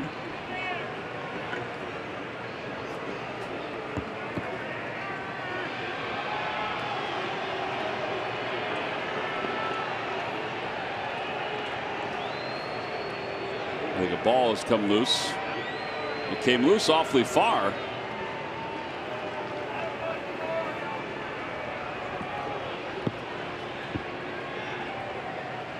I don't know where it came from. Swing and a miss by Machado. I don't know if it came from the upper deck or if it came from the lower level.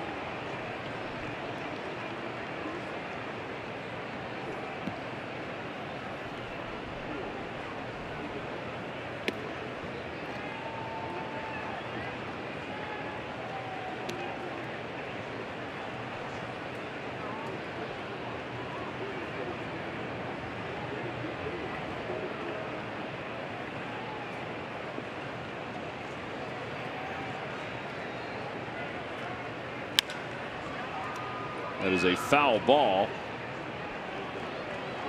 So it's 1 ball and 2 strikes.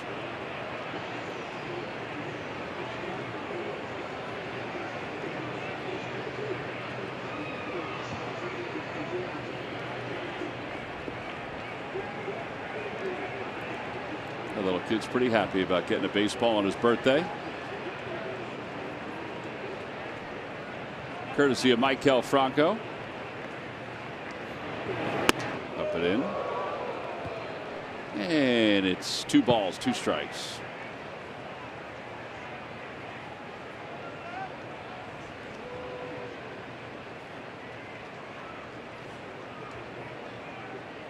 Trying to figure out what that pitch was right there. Was it 90? Back to the hands. I think it might have been that pitch right there. It was a 2-seamer. That was at 92. I think it was something other than that. Or you think it was a slider that maybe got away? Could have been. I'm not thinking it's a change. This change-up will be anywhere from 88 to 90. I'm talking with Chris Young today, assistant pitching coach, before we went out to the yard for Murph and I to tape a little bit of that open. He said it really helps moving on the right side of the rubber with his 2-seamer. Now he's predominantly using that 4-seamer to get outs at the top of the zone and down and away. But the 2-seamer, it enables him to get more. It doesn't have to be as perfect with that 2-seamer. He's already on that side. He can kind of pretty much just start it down the middle and just let it run naturally and jam these righties. That was a perfect example to Manny Machado. Yeah, I think sometimes we look at hitters and how they progress and how they make adjustments and become good hitters. Good hitters in the minor leagues. Let's say above average hitters in the major leagues. We sometimes lose track of pitchers. I'm not saying that Zach is by any means a finished product, because he'll tell you he's not. But the fact that he's been able to progress and tinker and embrace what they've tried to do, I mean, that is a big deal. That's why it was our Geico quote of the day. He's saying, when I got here, I threw a sinker and a changeup. And now he's predominantly forcing. I mean, his average velocity on his fastball is 94.3. We saw in the first inning he's able to throw it, strike out Manny Machado, got it up to 97.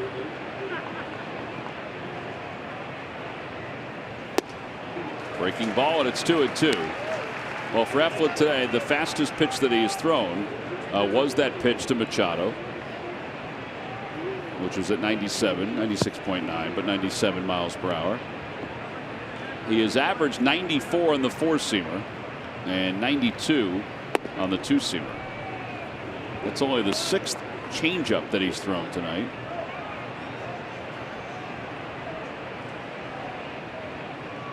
I mean, he is a strike thrower in tonight's game.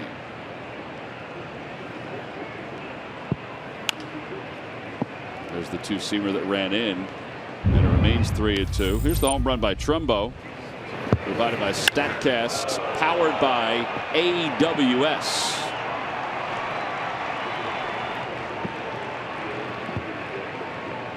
That ball was smoked.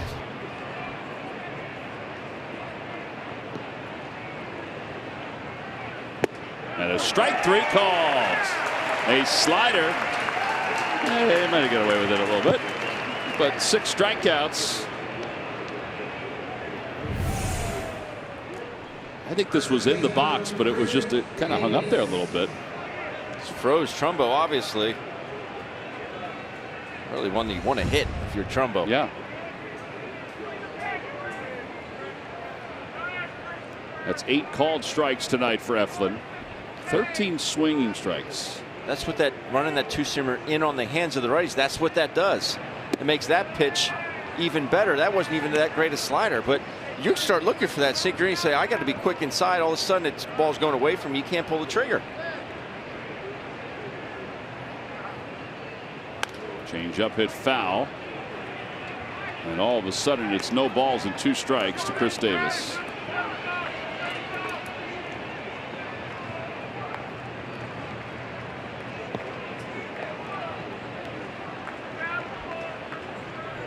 That is amazing. Have a shift like that. Have 4 infielders on the right side. And 2 of them in the grass. Yeah, and you see the others in the outfield. They kind of play them the other way. It's slight, but they do play them the other way, a step or 2. His first 2 at bats, he flied out to Rhys Hoskins.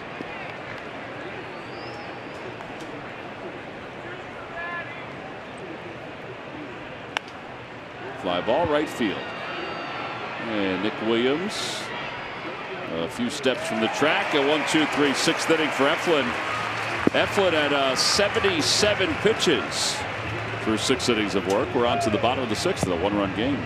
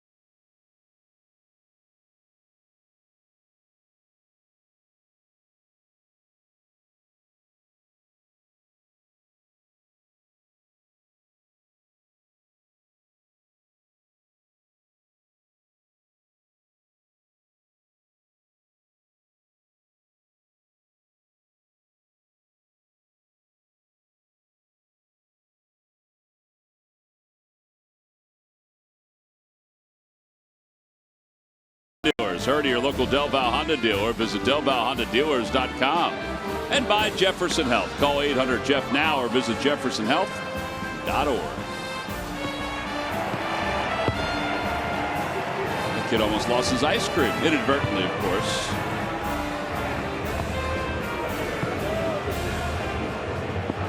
Nice to be in the Hall of Fame club. Particularly when it's 100 degrees outside.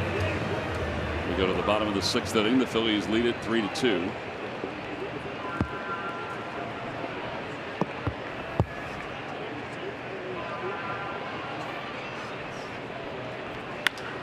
Santana swings at the first pitch.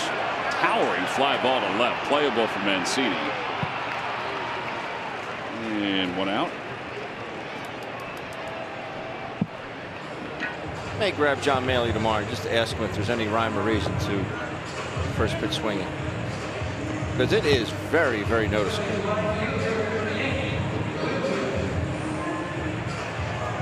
Might Might just be the matchups that they're Could saying. be.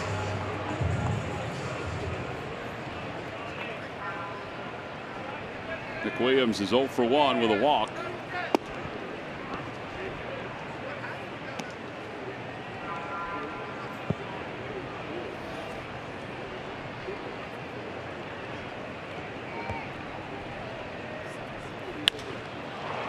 Left center field, Adam Jones. And he'll put it away. That's 5 consecutive fly balls by Cobb. The 2018 Camping World MLB All-Star Ballot is now open and exclusively online. Make sure to send your favorite Philadelphia Phillies to this year's All-Star Game in D.C. You can vote by going to Phillies.com/vote. Catch all the excitement of the 89th MLB All-Star Game presented by MasterCard July 17th, live on Fox.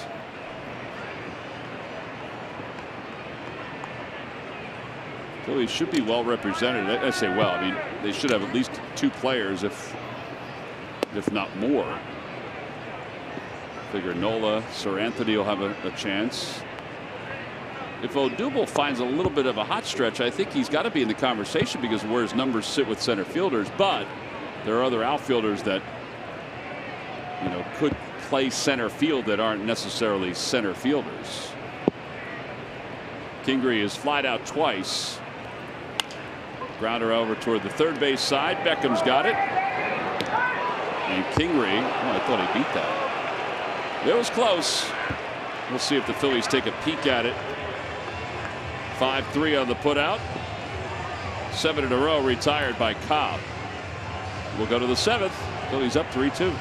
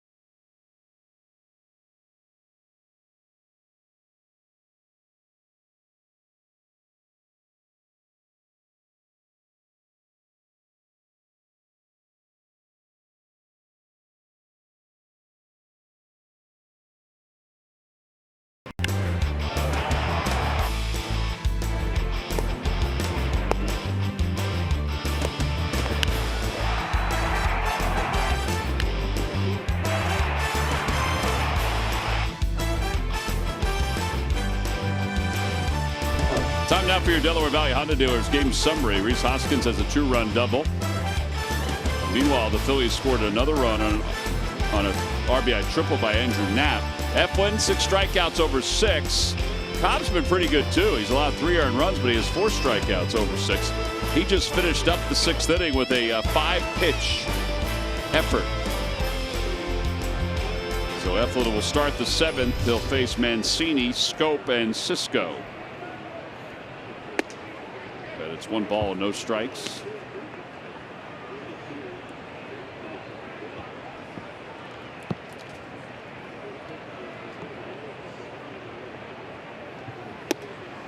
One and one.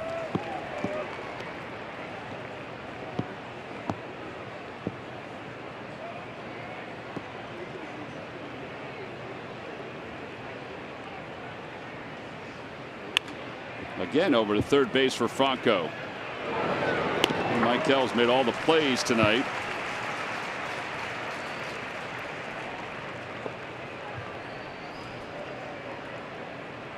8 ground ball outs for Eflin.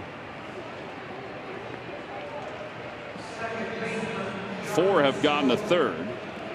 And now Scope, who has one of those ground outs to third.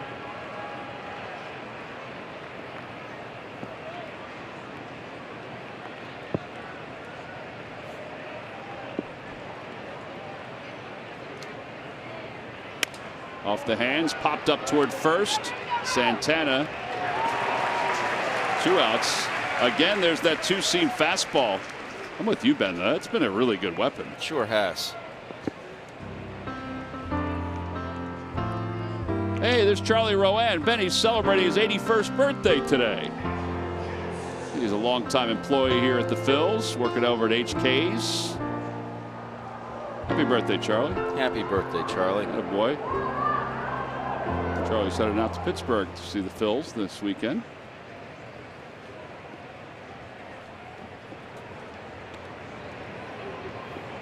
Eflin has 5 1-pitch outs.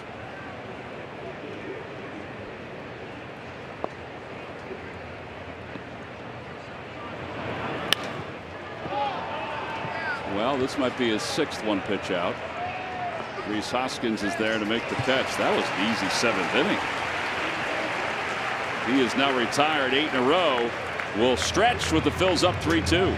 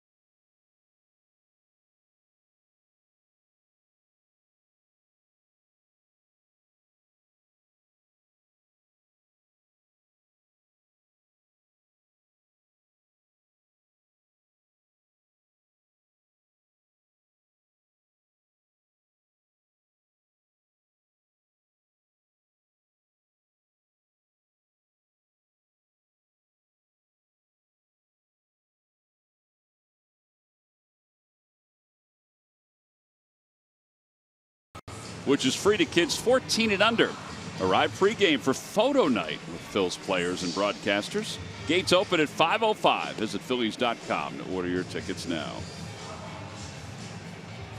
Well, Alex Cobb, who is normally a ground ball pitcher, has been relying on the fly balls tonight.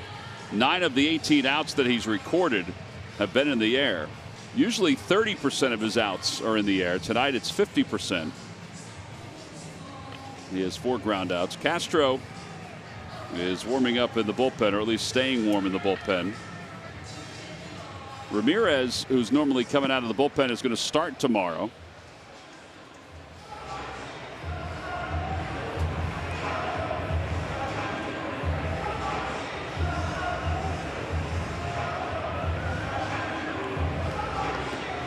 All right, here we go. Bottom of the 7th inning. Phillies lead it 3-2.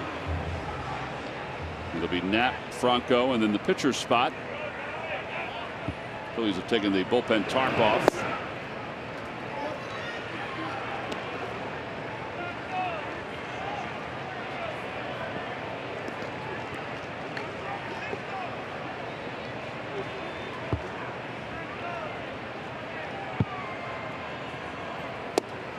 Knapp was showing bunt. That's because they have the overshift on against him.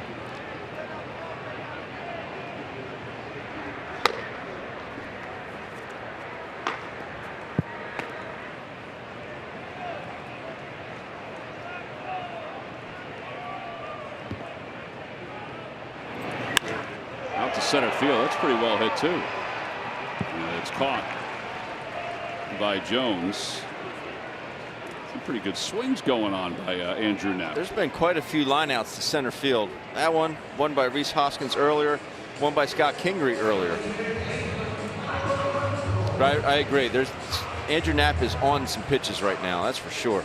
All right, so here's Franco. Franco has singled. He's been intentionally walked. Dylan Cousins is in the on-deck circle.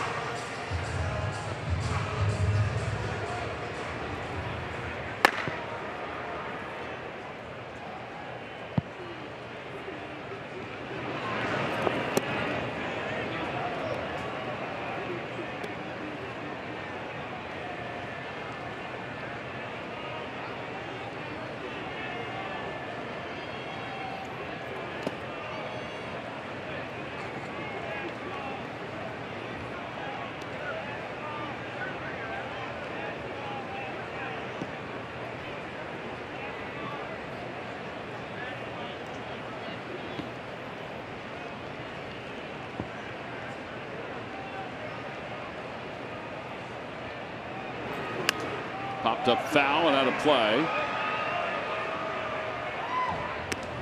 There are the pitches right there, T-Mac. You cannot miss. You get a 2-0 cookie.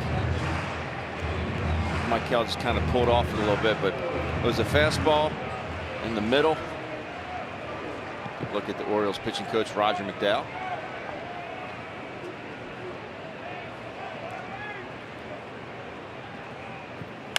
Opposite way, it's 2-2.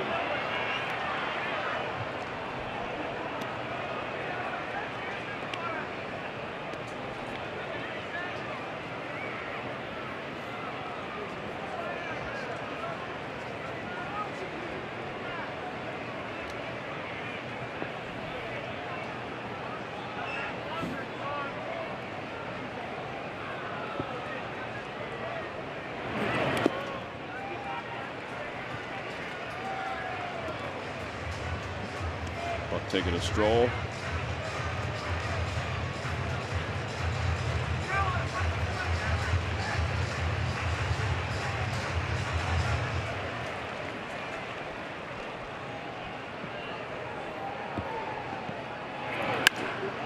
That ball was hit hard. It just sounded like it was hit hard. A one-out single for Franco. And Dylan Cousins will come up to be the pinch hitter for Eflin. 82 pitches for Zach.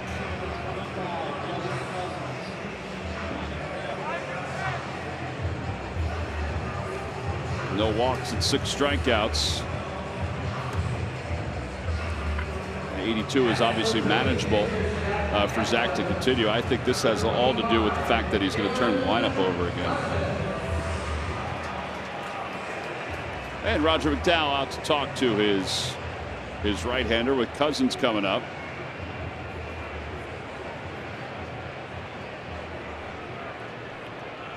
Time now for the Ram Truck Stump the Fans Trivia Quiz answer. All right, Ben, who are the only 2 Orioles to play 163 regular season games in one season? I'm going to have to go with the Iron Man, Cal Ripken Jr. He did that in '96. And I'm going to go with someone who loves to play every day, Adam Jones. Adam Jones is incorrect. This guy was an Ironman for his time. In fact, he, in 4 straight years in the 60s, led the league in games played, including playing 163 twice. Brooks Robinson. Brooks Robinson is correct. Interesting. Log back on to Phillies.com to find out if you're the winner of a Phillies prize pack. There's Zach Eflin. Total control tonight. And that's about as stress-free as you're going to get. Big time. 0-2 to Cousins. I know we had the off day yesterday. I think if the Phillies were up by a couple runs, had a little bit of wiggle room, you might see Zach go back out. Yeah, you might. Because I do think that the next time through has a lot to do with it. So if you have more of a lead, it might be you might feel a little more comfortable putting him out there if you're the coaching staff. But man, was that bullpen used against Washington. And Cousins strikes out. 2 outs.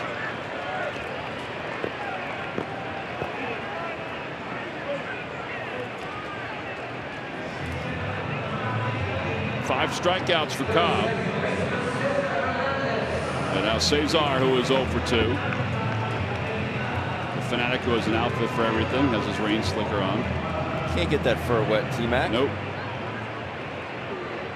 If we were to go out and play golf with him, he'd have some kind of golf outfit.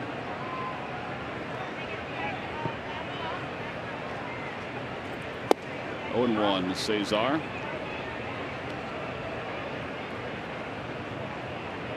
That would be a long round of golf. Playing with the Fanatic. 18 holes of antics. Totally serious when it comes to his game. Really? Yeah.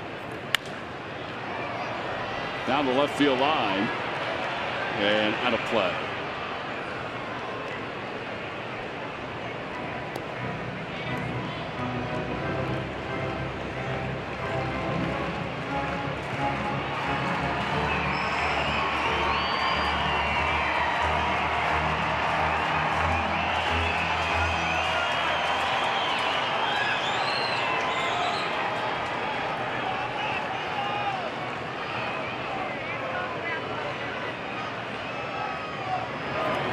Cesar is hit by that pitch, so he'll go to first.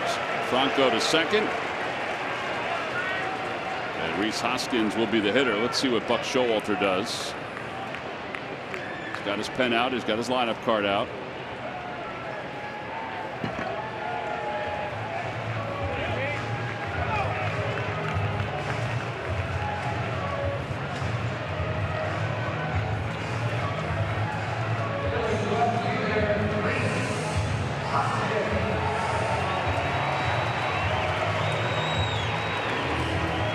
And the lefty.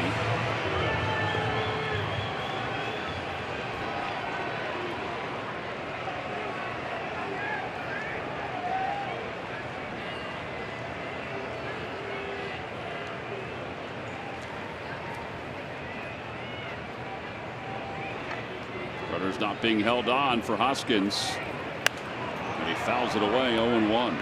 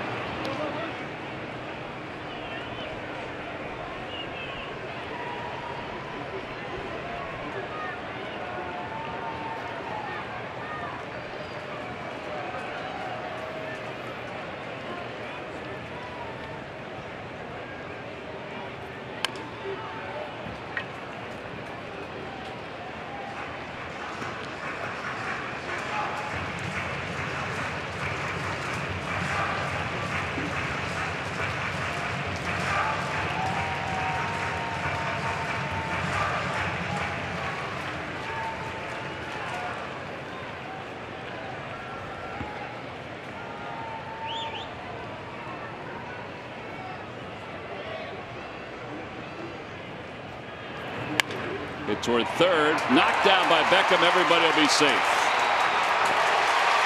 And the bases are loaded.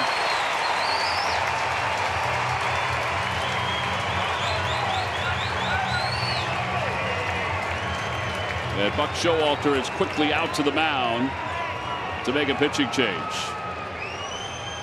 And Cobb is not pleased. Yeah, they're his runs out there. Beckham does a really nice job of just keeping this on the infield, a slick infield. Gets a glove to it. Prevents it. A run for now. So a pitching change. They'll bring in the left-hander to face Odubel Herrera. We'll be back to Philadelphia. The Phillies have the bases loaded. right after this.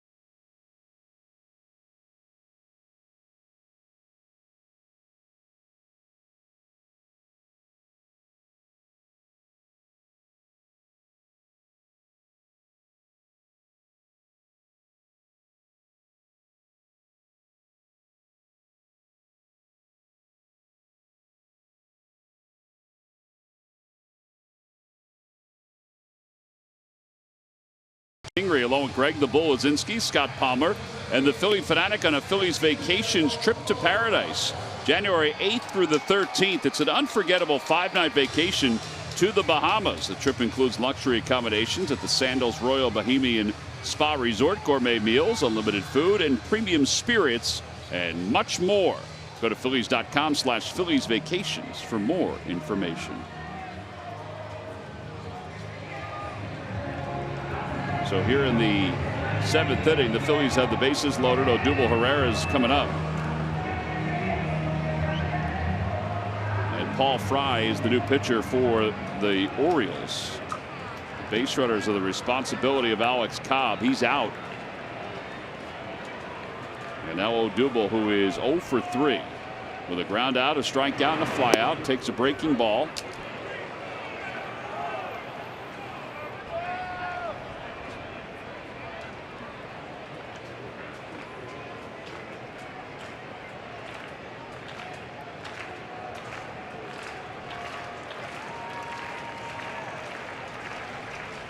The ball's in 1 strike.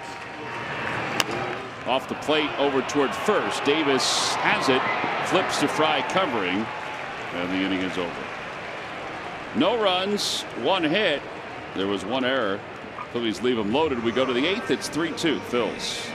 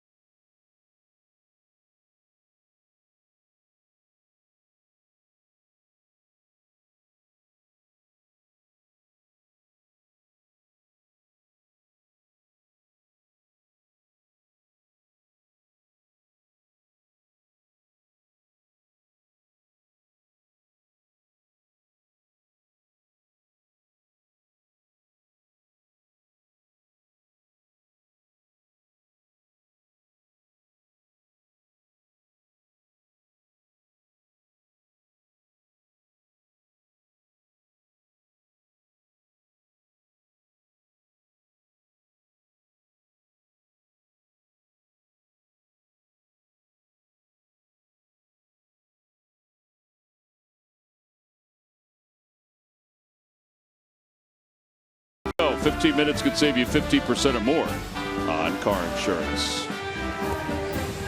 We head to the top of the 8th inning. The Phillies dip into their bullpen.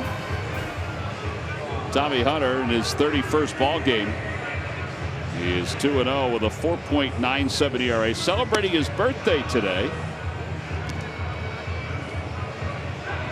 And he will face Danny Valencia, who's coming up as a pinch hitter. Let's take a look at the Lowe's whole team together. And the Phillies bullpen the last 2 games, 15 innings and a 184 batting average against. Well, they certainly carried a lot of the weight the other day. On Sunday, I thought Nick Pavetta's comments after the game were pretty good too. About wanting to get back in there, saying that the bullpen picked me up the game before and I wanted to pick them up. His game before, and he wanted to pick them up. He wanted to go out for another inning as well. Didn't have that opportunity. Andrew Knapp took care of that. Yes, he did. Yeah, they're going to pinch hit for Nick anyway. Well, they did pinch hit for Nick. Yep. Off the end of the bat, foul. Valencia hitting 200 as a pinch hitter this year.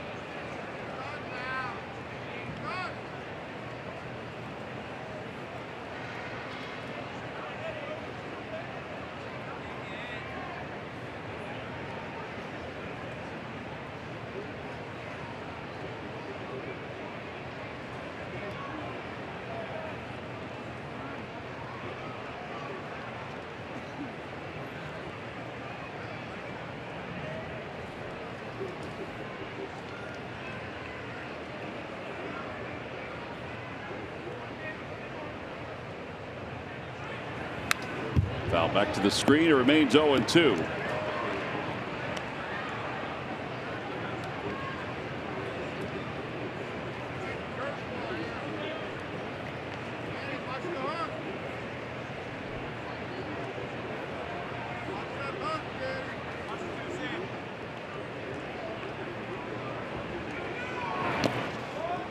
Valencia, 33 years old. He first made it to the big leagues in 2010. He's played 57 games for the Orioles this year. 276 with 8 home runs, 23 runs batted in. We mentioned 1 for 5 though as a pinch hitter. You don't get a whole lot of opportunities in the American League to pinch hit. Most of those opportunities are going to take place in National League games in National League cities. And a pitch low, 2-2. That was the curveball.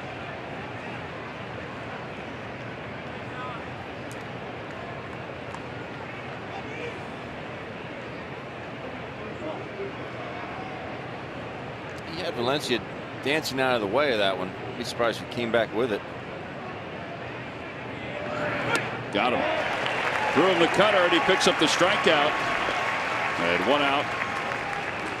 Let's check in with Greg Murphy with the Major League Notebook. Murph. Thanks, Tom. Brought to you by the University of Maryland, University College. Couple of notes for you tonight. Shohei Ohtani is off the DL and back in the Angels lineup as a DH, batting 6th tonight for the Angels in Seattle. Shin-Soo Choo continues to get on base. How about 43 straight now? That's the longest this season, but Texas is trailing Houston right now in the 8th. Nolan Arenado hit a home run, number 22. He now leads the National League. They are all over the Giants tonight, are the Colorado Rockies. And this is a cool story. The Twins and Brewers played tonight, and Joe Mauer, the first baseman for the Twins, was not involved in a single put-out or assist the entire game. What? Nothing came his way the entire game. Not a single ground ball, not a 6-3, nothing the entire game. First time that's happened in 6 years in Major League Baseball. In fact, the Twins as an entire team didn't record an assist the entire game. They were all strikeouts or flyouts in the ball game. Nothing over there to Joe Mauer. So what did he do the whole time? Right? He just hung out. That's it. I like what I do, honestly. 1 ball and 1 strike to Beckham. Remarkable. 1-2. I'm surprised the last time it happened was 6 years ago. I think it would have happened less than that. Oh, you did? I thought it would be farther. That's what I'm saying. Like, I thought the span would have been greater. Strikeouts and pop-ups or fly balls. It's something.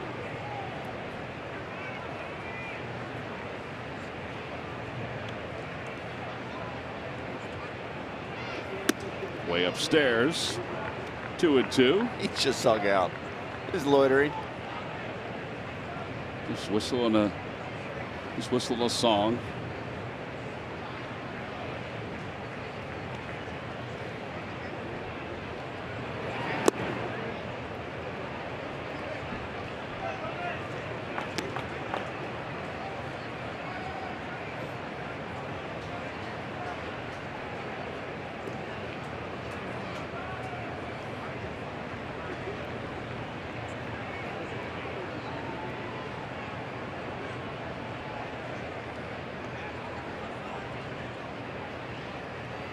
And a line drive center field. Odubel played it on one hop. And Beckham's aboard with a one-out single. That ball was right on the nose. And Odubel had a good break on it. The ball just got down too quickly. Beckham now has hit it 6 straight. And that'll bring Adam Jones up.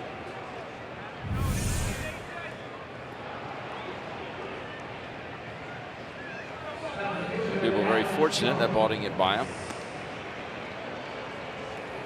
Jones has grounded out twice. He's also popped out. So he is 0 for 3.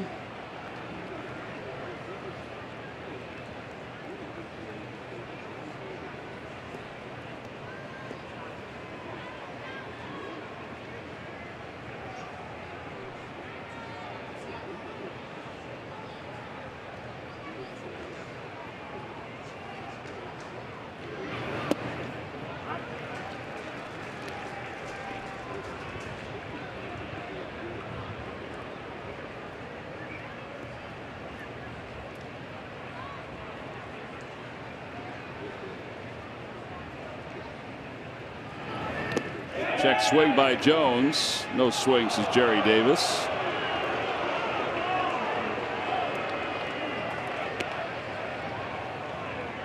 And it's 1-1. Tommy Hunter's had a couple stints with the Orioles. He was traded to them in 2011 and lasted there until 2015 before he went to the Cubs. And then back in 2016. Center field again. Odubel. He'll get to his spot, make the catch. And there are 2 outs, and that brings Manny Machado up. He looked over to the dugout at Gabe Kapler to see if Seranthony Dominguez was going to come in, and here comes Gabe. And it's going to be Dominguez that'll face Machado. So we will have a pitching change with a runner on here in the 8th inning. So Seranthony will be the new pitcher for the Phils, with the Phillies on top 3-2 here in the 8th.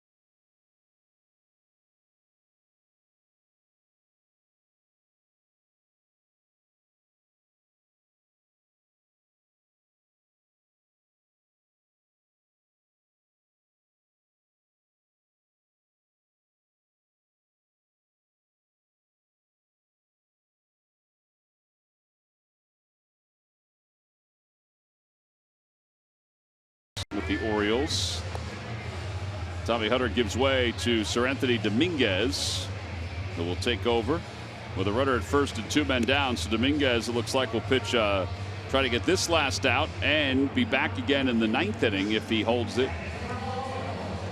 36 strikeouts and 27 in the 3rd. The opposition hitting 149 against him.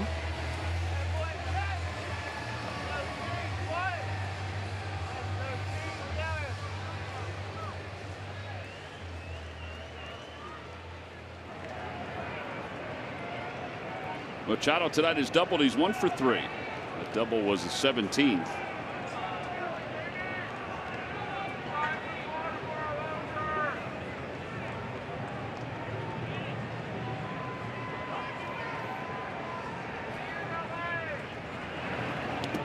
The dirt gets away from Knapp, and Beckham read it nicely, and he's easily up to second base on a wild pitch. So now the tying runs in scoring position.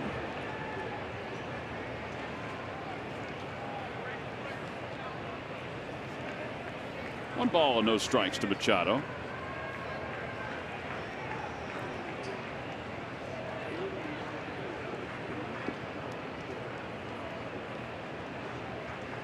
So first base is now open.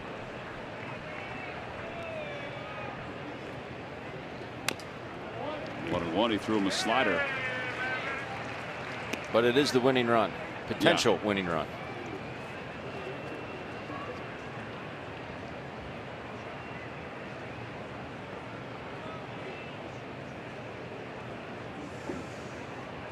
But that man's driven in both runs tonight for the Baltimore Orioles. Yeah, and he's hot. Yeah.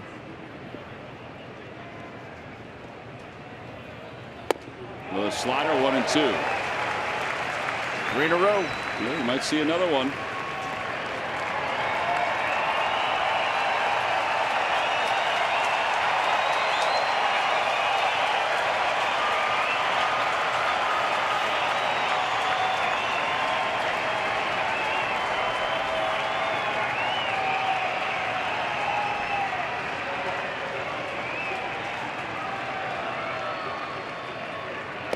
Lays off this time, 2-2.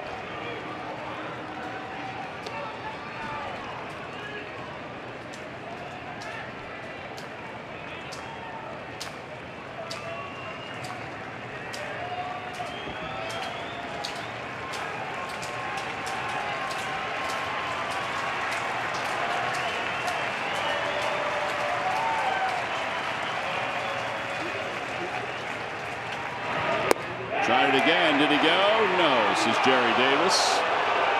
And it's 3-2. Saw Jerry take a peek over towards the Phillies dugout. I think he's hearing it. He held. He did not go.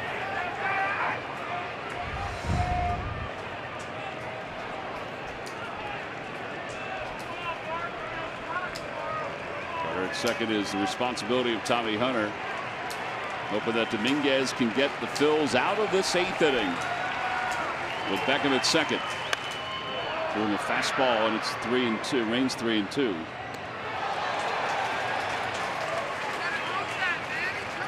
Got to tell you, there was just a fantastic catch up in the upper deck. One-handed. Off somebody's head.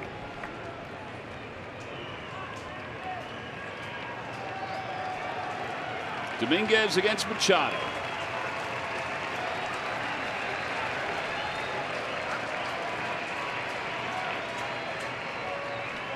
The first fastball he saw, it was 98.6 miles an hour, and he was able to get a bat on it. See if he comes back with a slider again. In the dirt, gets away from Nat. Going to third is Beckham. No throw. So ball 4 puts runners on first and third, and now Trumbo's coming up. Well, I think you have to put it in your head that there have been 2 wild pitches during the at-bat to Machado.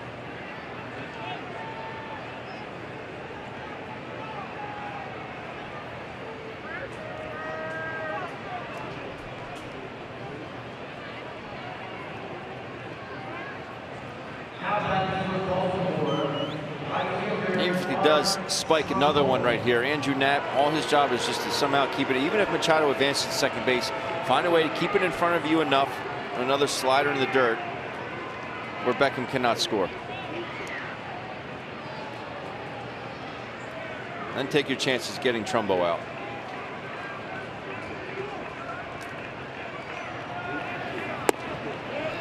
Slider and Trumbo lets it go by 1-0.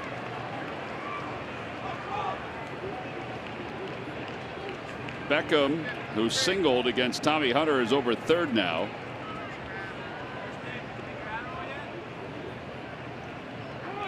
Hunter goes from first. And the pitch, a strike. That'll be the 6th stolen base for Machado.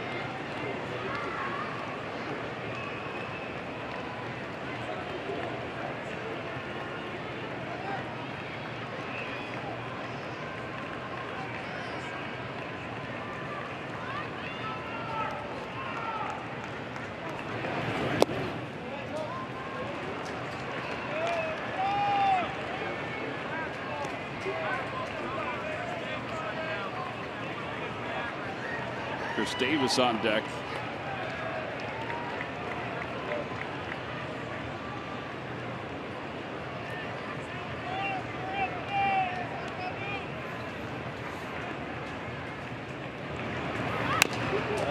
Two and two, 98 on that fastball. A little sink on it.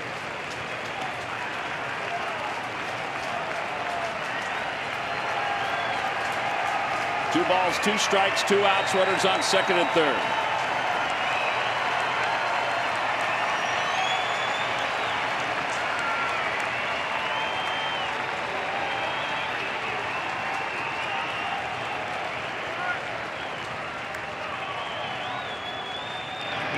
Yeah, the dirt blocked by Matt, 3-2.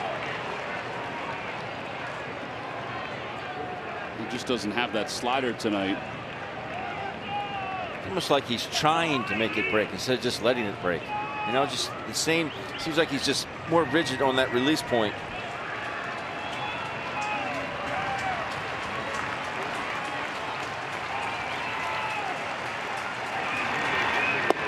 And ball 4. Just a bit low, and now the bases are loaded for Chris Davis.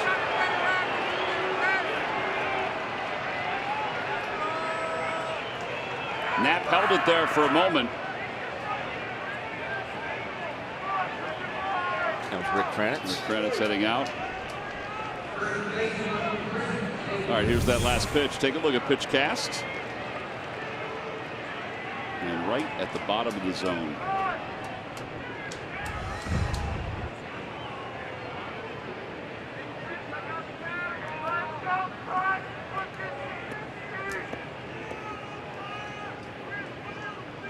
Tommy Hunter started this inning, got a strikeout, then a single by Beckham. Jones lined out to center, and then Dominguez came on, walked Machado, and now walks Mark Trumbo. And the bases are loaded for Chris Davis.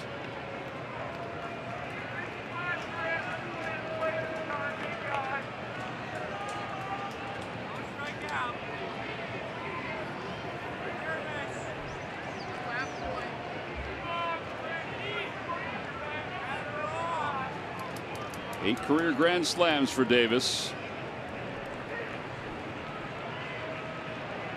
Now Mark Leiter is going to start throwing in the pen. And outside with a fastball, 1-0.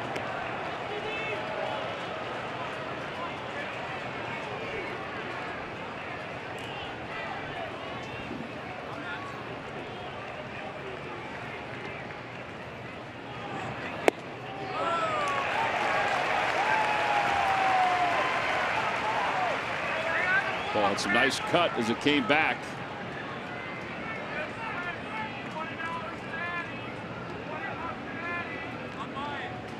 One ball and 1 strike. Over toward third, diving stop. Franco to his feet, throws to first in time. What a play! Oh man, Michael Franco. He just saved the inning for the Phils. I'm thinking those are going to get a run out of this, but Michael ranging to his right, throwing from his knees and firing a strike onto Carlos Santana.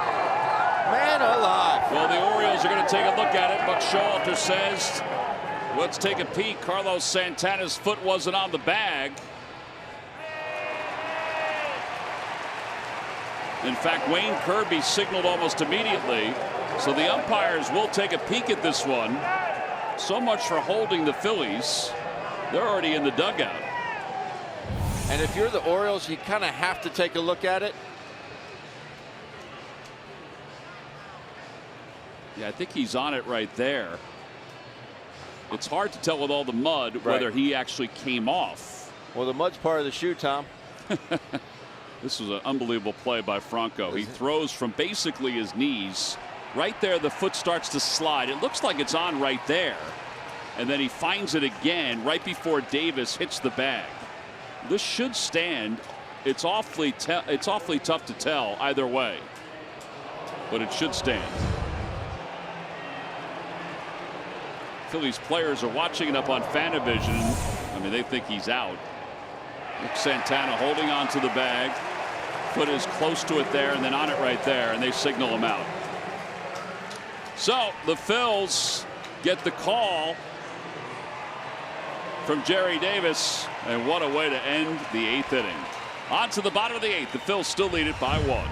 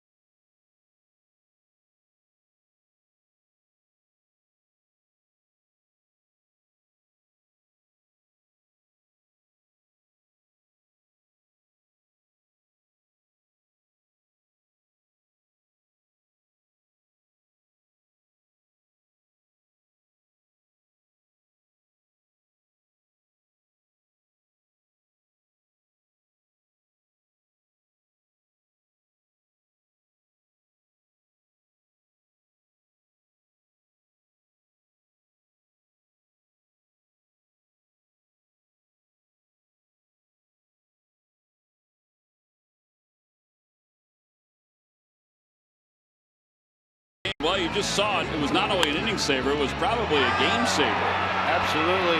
Arm strength, able to get it across the diamond at 75.5 miles per hour. Carlos somehow manages to stay on the first base bag, but this is a game changer. He's able to stay on right there. Good play all the way around. Yeah, he holds the bag.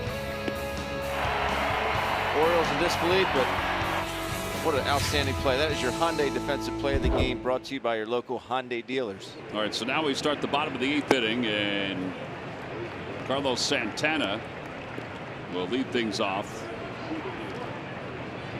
Ryan Meisinger against the Angels the other day, an inning and 2/3.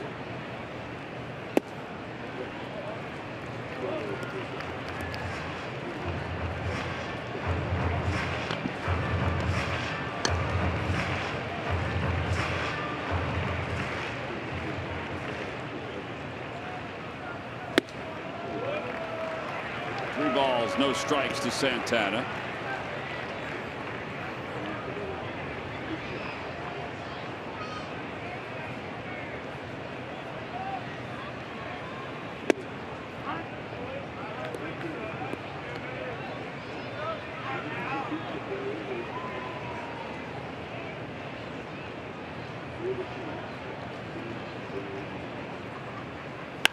That was pulled into right field. That's a bullet. Going to the scoreboard, Trumbo will play it into second base, and Santana slides in safely with his 16th double of the year. Talk about getting yourself in a good hitter's count and putting a good swing on a 3-1 fastball. That's exactly what Carlos Santana does here. Gets himself in a scoring position. Ball's blistered. Hit a ball so hard the other day to the right field wall. Look how level that swing is. Hit a ball so hard the other day. Adam Eaton came up firing, and Carlos had to put the brakes on, but here he's able to advance to second base.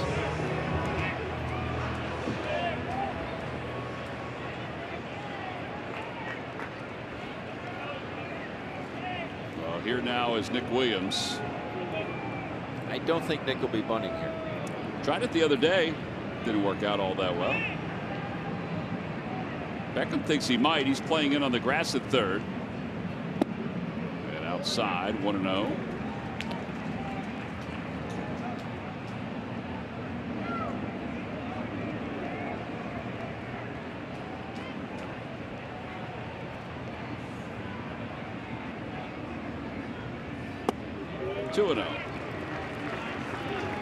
Meisinger, a 3-pitch pitcher, 91 to 93 with his fastball, 82 to 84 with his slider, 84 to 86 with his changeup.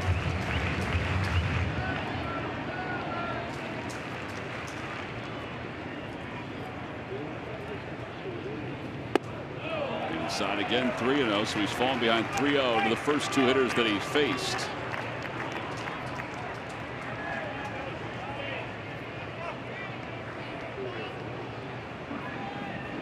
Braves have lost to the Yankees, so the Phillies could gain a full game with a win today.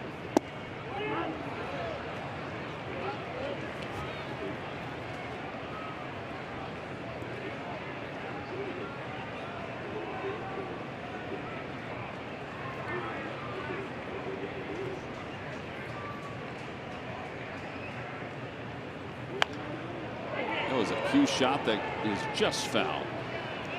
A changeup that was just under 80. There's Franco. Adrenaline's probably still pumping. He's made a lot of plays over at third base tonight. None bigger than that one. So he goes 2-0 slider to Nick Williams, then he goes 3-1 changeup. So he could go something soft here. As long as Nick gets the ball on the ground on the right side. All 4. And he did go with another changeup. And now Kingery. Buck Showalter back on the mound, back on the phone, I should say.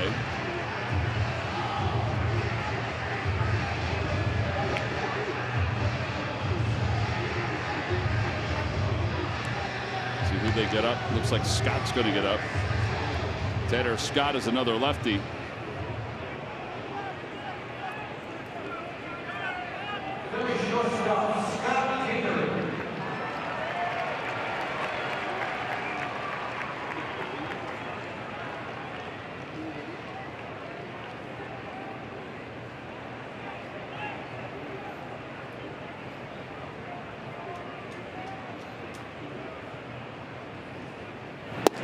Takes at the knees. Well, I thought maybe he might be bunting, but I will say that Gabe has said this before.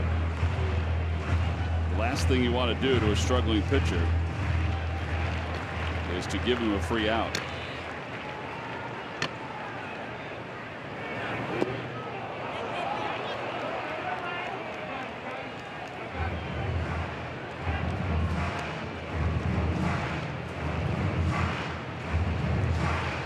I think the last thing you want to do here is strike out or hit into a double play.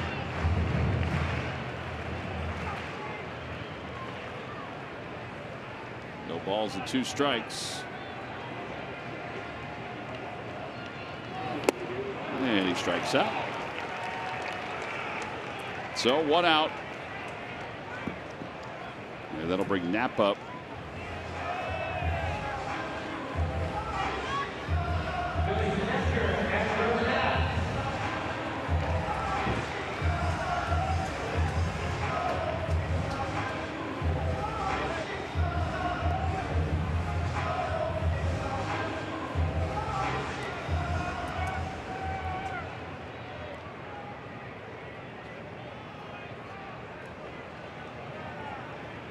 Swing and a miss by Knapp. It's 0-1.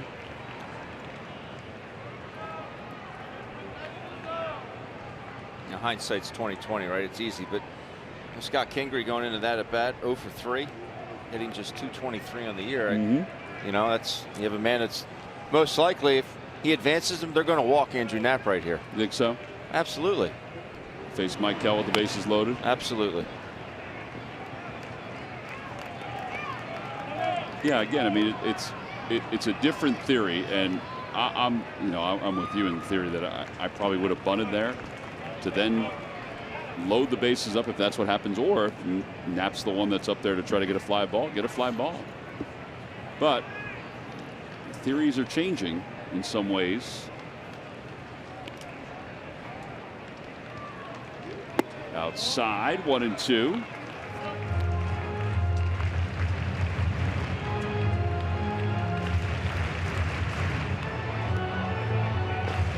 Pat Neshek is warming in the bullpen.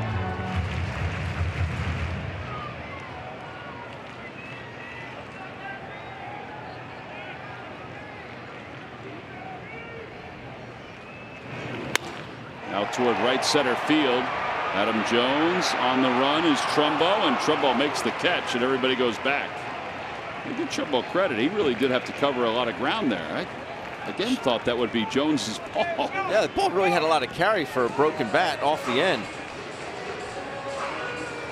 But there's your fly ball. Now this is off the end of the bat, but Andrew Jones didn't have the best brace, and we've seen him get to a lot of balls. He's an excellent defensive center fielder. Well, Trumbo's made a couple good plays. All right, so now Franco's hit the ball hard twice tonight.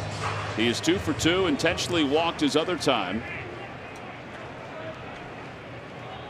Jesmo Valentin is in the on-deck circle.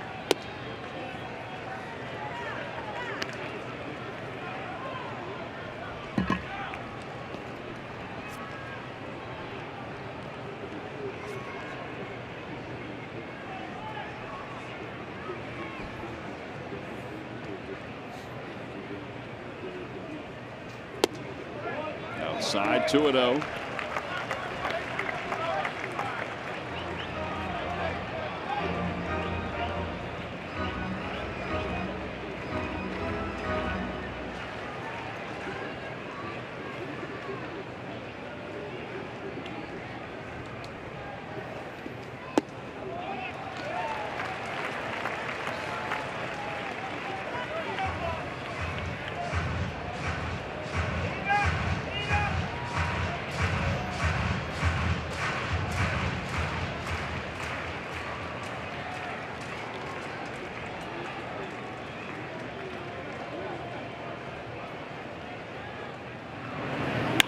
In the air to left field.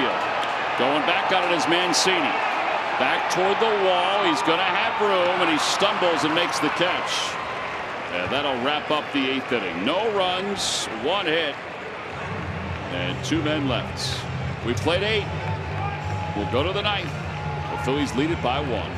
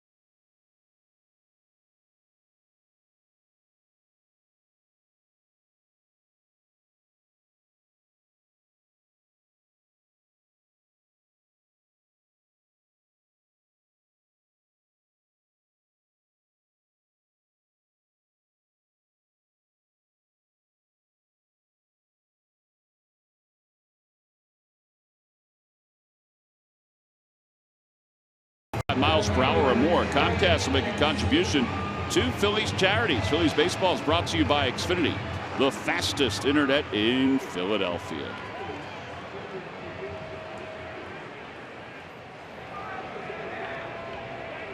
Well, we go to the 9th inning, and here's Trey Mancini.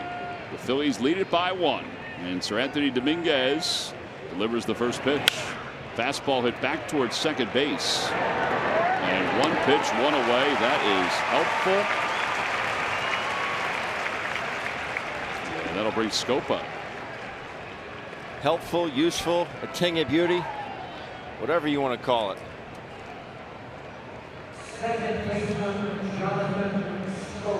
Scope in this ball game is 0 for 3.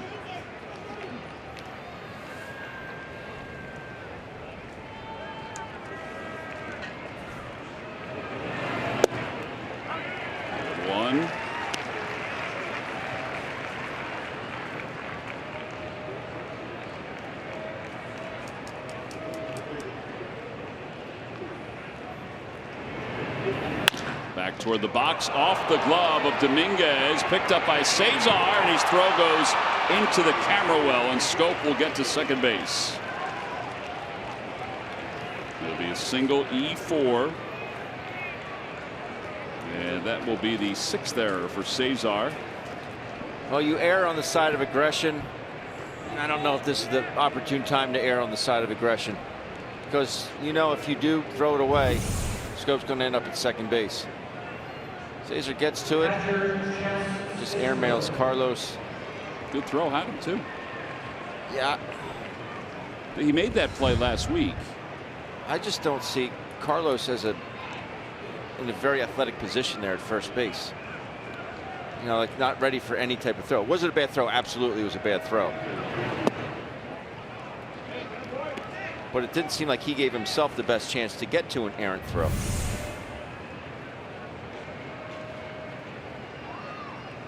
So he's already got his foot locked out there, as opposed to just keeping the right foot, and then your left foot not as far extended, but being able to go to the left or the right. And where he was only going to be able to extend to his left.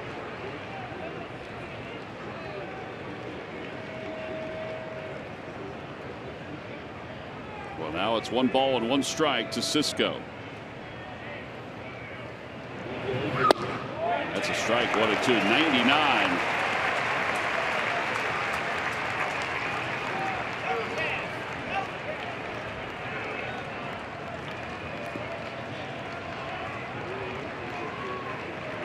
Scope's got good speed, leads off second base. Game that was delayed because of rain, first hour and 25. And a strike 3 call. 98 on the black. First strikeout for Sir Anthony. Now there are 2 outs. Take a look at our pitch cast. Well, the Phils get one there, maybe. So Jace Peterson will pinch hit. The Orioles have a 3-man bench tonight. On the lineup card, it's listed as 4, but Colby Rasmus is not available. He has been put on the restricted list. For the 2nd straight year, he is asked to head home. On the outside corner. 0-1.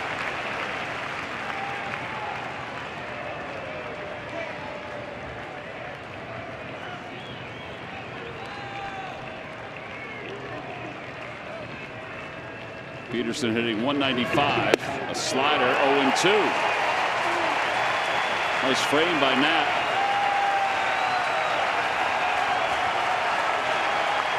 Feisty crowd on their feet.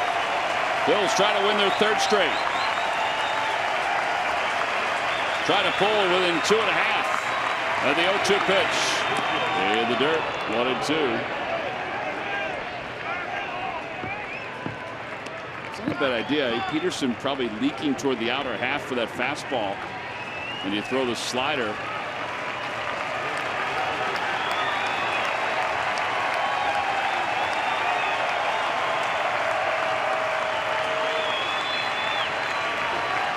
The 1-2 pitch. Fastball just missed.